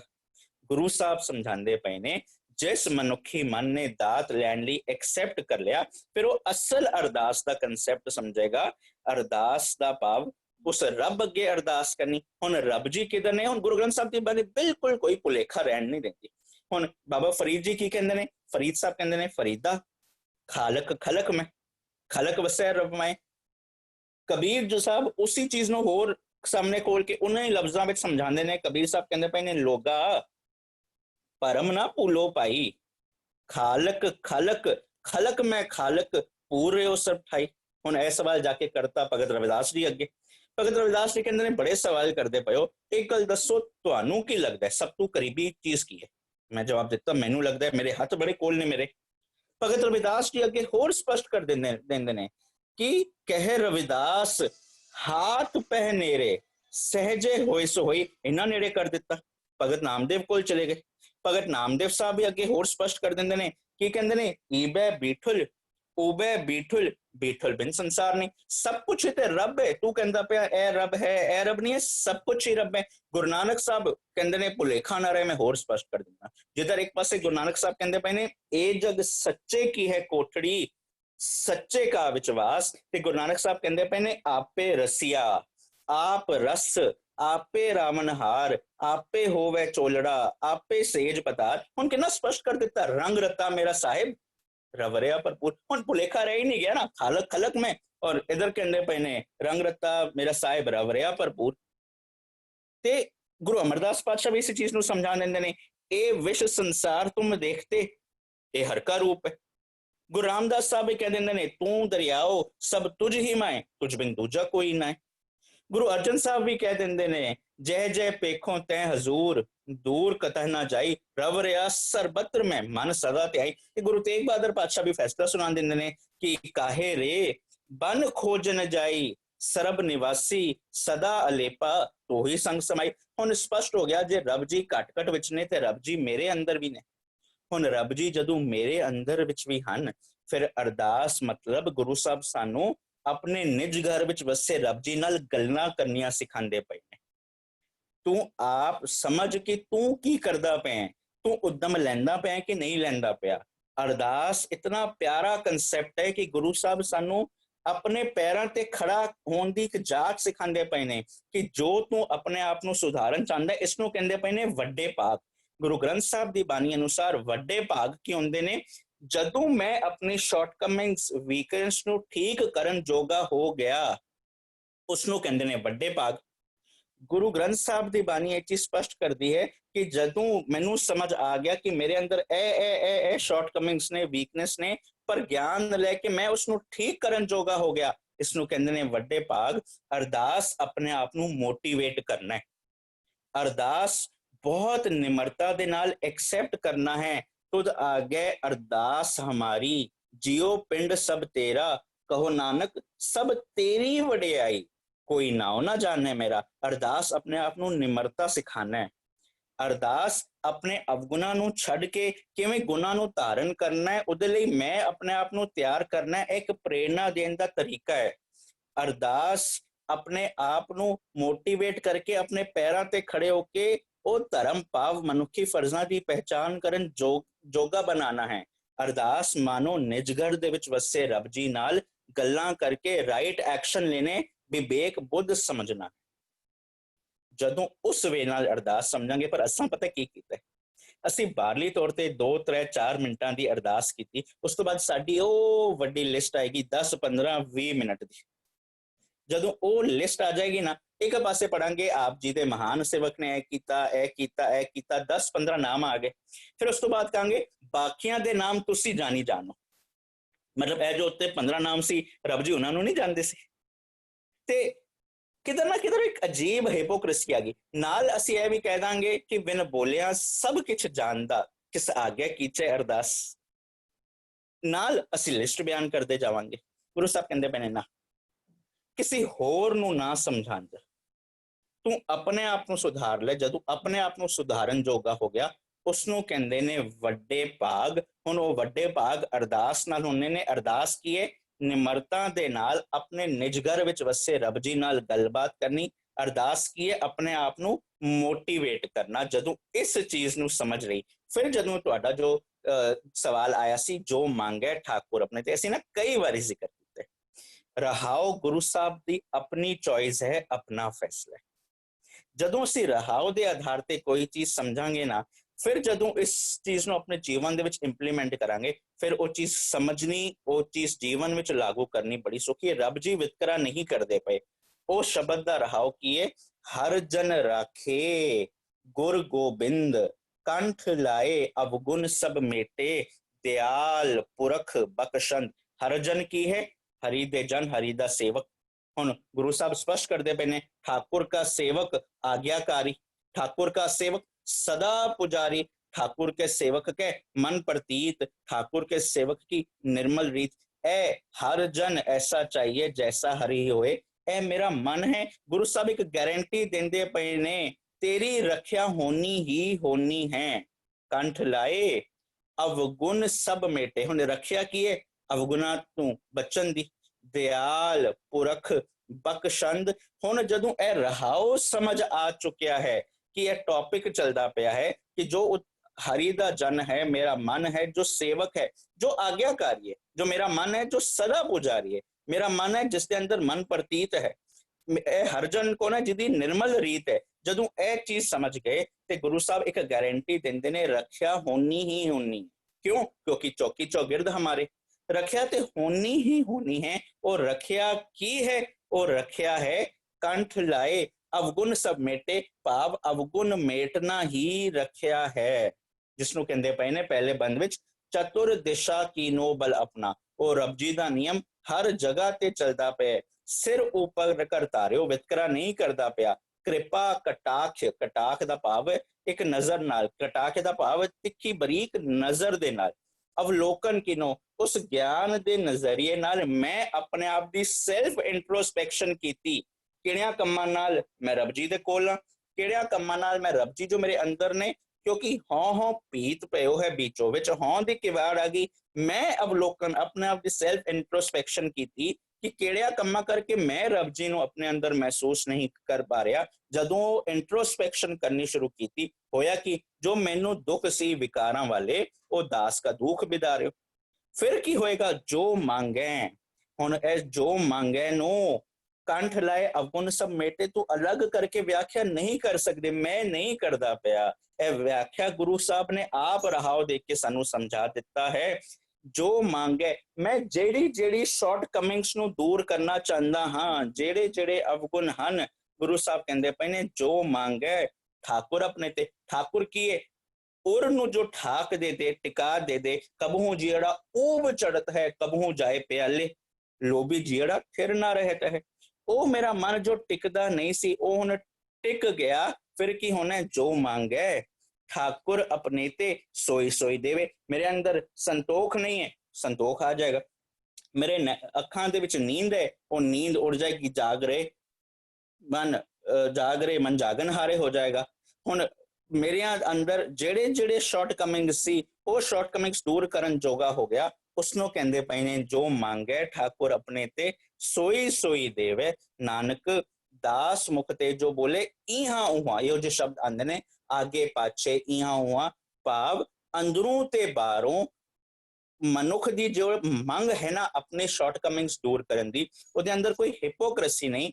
ਇਹ ਅਵਗੁਣ ਉਹਦੇ ਹੀ ਦੂਰ ਹੋਣ ਪਾਣਗੇ ਜੋ ਹਿਪੋਕ੍ਰੇਸੀ ਛੱਡ ਕੇ ਦੂਜਿਆਂ ਨੂੰ ਸਲਾਹ ਦੇਣ ਦੇ ਬਜਾਏ ਆਪਣੇ ਅਵਗੁਣਾਂ ਨੂੰ ਦੂਰ ਕਰਨ ਜੋਗਾ ਹੋ ਜਾਏ, ਜਿਹਨੇ ਆਪਣੇ ਮੱਥੇ ਤੇ ਭਾਗ ਆਪ ਲਿਖਣੇ ਸ਼ੁਰੂ ਕਰ ਦਿੱਤੇ, ਜੋ ਆਪ ਵਡਭਾਗੀ ਹਰ ਸੰਗਤ ਭਾਵੇਂ ਕਰਨ ਜੋਗਾ ਹੋ ਗਿਆ, ਉਸਨੂੰ ਕਹਿੰਦੇ ਨੇ ਜੋ ਮੰਗੇ। ਇਹ ਜੋ ਮੰਗੇ ਕੀ ਹੈ? ਅਵਗੁਣ ਸਭ ਮੇਟੇ। ਮੈਂ ਜਿਹੜੇ ਆਪਣੀ ਸ਼ਾਰਟ ਕਮਿੰਗਸ ਨੂੰ ਦੂਰ ਕਰਨਾ ਚਾਹੁੰਦਾ, ਤੂੰ ਜੀਂਦੇ ਜੀ ਕਰ ਸਕਦਾ ਹੈ, ਤੂੰ ਜੀਂਦੇ ਜੀ ਮੁਕਤੀ ਪਾ ਸਕਦਾ ਹੈ, ਤੂੰ ਜੀਂਦੇ ਜੀ ਸਵਰਗ ਵਿੱਚ ਰਹਿ ਸਕਦਾ ਹੈ। ਜੋ ਦੂਜਾ ਸ਼ਬਦ ਵੀ ਸੀ, ਬਸ ਉਹ ਵੀ ਇਹੀ ਚੱਲਦਾ ਪਿਆ ਹੈ, ਜਿਹਦੇ ਅੰਦਰ ਸੀ ਇੱਛਾ ਪੂਰਕ ਸਰਬ ਸੁਖ ਦਾਤਾ ਹਰ, ਜਾਂ ਕੇ ਵਸ ਹੈ ਕਾਮ ਤੇਨਾ, ਸੋ ਐਸਾ ਹਰ ਧਿਆਈਏ ਮੇਰੇ ਜਿਹੜੇ, ਤਾਂ ਸਰਬ ਸੁਖ ਪਾਵੇਂ ਮੇਰੇ ਮਨਾ। ਹੁਣ ਗੁਰੂ ਸਾਹਿਬ ਉਸ ਸ਼ਬਦ ਦੇ ਰਾਹ ਵਿੱਚ ਕਹਿੰਦੇ ਪਏ ਨੇ, ਜਪ ਮਨ ਸਤਨਾਮ ਸਦਾ ਸਤਨਾਮ, ਹਲਤ ਪਲਤ ਮੁਖ ਉਜਲ ਹੋਈਏ, ਨਿਤ ਧਿਆਈਏ ਹਰ ਪੁਰਖ ਨਿਰੰਜਨਾ। ਹੁਣ ਉਧਰ ਦਾ ਟੌਪਿਕ ਚੱਲਦਾ ਪਿਆ ਹੈ, ਹੇ ਮੇਰਾ ਮਨਾ ਦ੍ਰਿੜ ਕਰ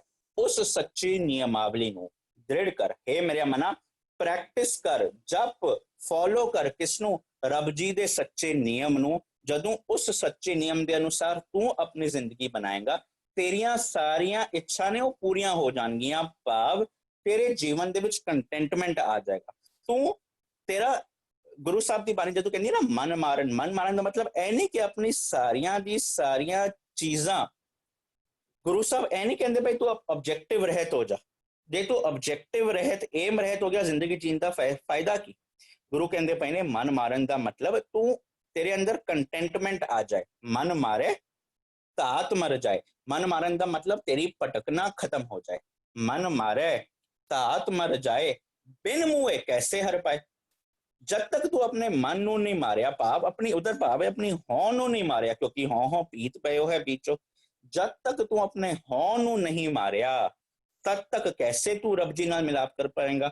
ਮਨ ਮਾਰੇ ਤਾਤ ਮਰ ਜਾਏ, ਬਿਨ ਮੋਏ ਕੈਸੇ ਹਰ ਪਾਏ। ਅੱਗੇ ਸਪਸ਼ਟ ਕਰਦੇ ਪਏ ਨੇ ਮਨ ਮਰੇ ਪਰ ਤੇਰੀ ਇੱਛਾ ਪੂਰੀਆਂ ਹੋ ਸਕਦੀਆਂ ਨੇ, ਤੇਰੇ ਅੰਦਰ ਕੰਟੈਂਟਮੈਂਟ ਆ ਸਕਦਾ। ਕਿਵੇਂ?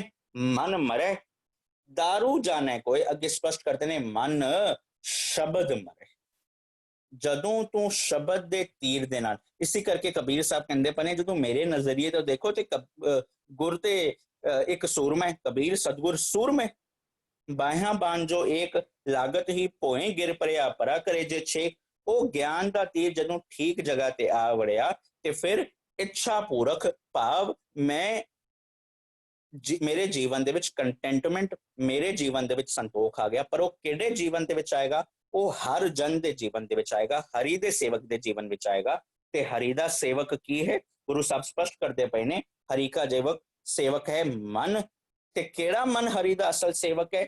ਉਹ ਮਨ ਜਿਹੜਾ ਠਾਕੁਰ ਦਾ ਸੇਵਕ ਆਗਿਆਕਾਰੀ। ਕਿਹੜਾ ਮਨ? ਜਿਹੜਾ ਠਾकुर का सेवक सदा पुजारी। केड़ा सेवक? ठाकुर के सेवक के मन प्रतीत। केड़ा मन? ठाकुर के सेवक की निर्मल रीत।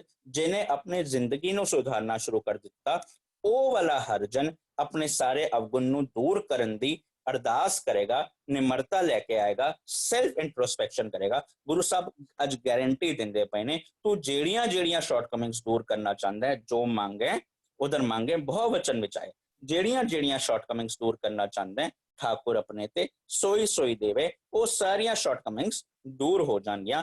ਇਹ ਹੈ ਅਰਦਾਸ ਦਾ ਕਨਸੈਪਟ, ਇਹ ਹੈ ਹਰ ਜਨ ਰਾਖੇ ਗੁਰੂ ਗੋਬਿੰਦ ਦਾ ਕਨਸੈਪਟ। ਇਸ ਲਈ ਜੇ ਅਸੀਂ ਸ਼ਬਦਾਂ ਨੂੰ ਰਹਾਉ ਦੇ ਆਧਾਰ ਤੇ ਸਮਝਾਂਗੇ, ਗਾਵਾਂਗੇ, ਪੜਾਂਗੇ, ਸ਼ਾਇਦ ਸਾਨੂੰ ਬਾਣੀ ਸਮਝਦਿਆਂ ਸੋ ਹੋ ਸਕੇ। ਜੀ ਵੀਰ ਜੀ ਇਸ ਬਾਰੇ ਪਲੀਜ਼ ਕੁਝ ਐਡ ਕਰ ਦੇਣ ਤੇ ਸ਼ਾਇਦ ਮੇਰੇ ਲਈ ਵੀ ਇਹ ਟੌਪਿਕ ਥੋੜਾ ਹੋਰ ਖੁੱਲ ਕੇ ਸਾਹਮਣੇ ਆ ਜਾਏਗਾ। ਵੀਰ ਜੀ ਬਹੁਤ ਵਧੀਆ ਵਿਚਾਰ। ਇੱਕ ਛੋਟੇ ਜਿਹੇ ਨਾ ਵਿਚਾਰ ਕੁਐਸਚਨ ਨਾ ਮੈਸੇजेस ਵਿੱਚ ਆਏ ਸਨ ਵੀਰ ਜੀ, ਮੈਂ ਉਹ ਪੜ੍ਹ ਦਿੰਦਾ। ਵਿਣ ਬੋਲਿਆ ਸਭ ਕੁਝ ਜਾਣਦਾ, ਕਿਸ ਆਗੇ ਕੀਚੇ ਅਰਦਾਸ। ਇੱਕ ਆਇਆ ਸੀਗਾ ਸਭ ਤੁਧ ਪਾਸੋਂ ਮੰਗਦੇ, ਨਿਤ ਕਰ ਅਰਦਾਸ। ਵੀਰ ਜੀ ਇਸ ਬਾਬਤ ਵੀ ਥੋੜੀ ਜਿਹੀ ਵਿਚਾਰ ਦੇਣਾ ਚਾਹੋਗੇ? ਹਾਂਜੀ ਦੇਖੋ ਜੀ, ਅਸੀਂ ਜੋ ਹੁਣੇ ਡਿਸਕਸ ਕੀਤਾ ਹੈ ਕਿ ਇਹੋ ਜੀ ਆਂਦੇ ਨੇ ਕਿ ਵਿਣ ਬੋਲਿਆ ਸਭ ਕੁਝ ਜਾਣਦਾ, ਕਿਸ ਆਗੇ ਕੀਚੇ ਅਰਦਾਸ। ਜਾਂ ਜੋ ਅਸੀਂ ਪਹਿਲੇ ਇੱਕ ਪੰਕਤੀ ਰੱਖੀ ਸੀ ਕਿ ਤੁਧ ਆਗੇ ਅਰਦਾਸ ਮਾਰੀ, ਜਿਉ ਪਿੰਡ ਸਭ ਤੇਰਾ, ਕਹੋ ਨਾਨਕ ਸਭ ਤੇਰੀ ਵਡਿਆਈ, ਕੋਈ ਨਾਉ ਨਾ ਜਾਣੇ ਮੇਰਾ।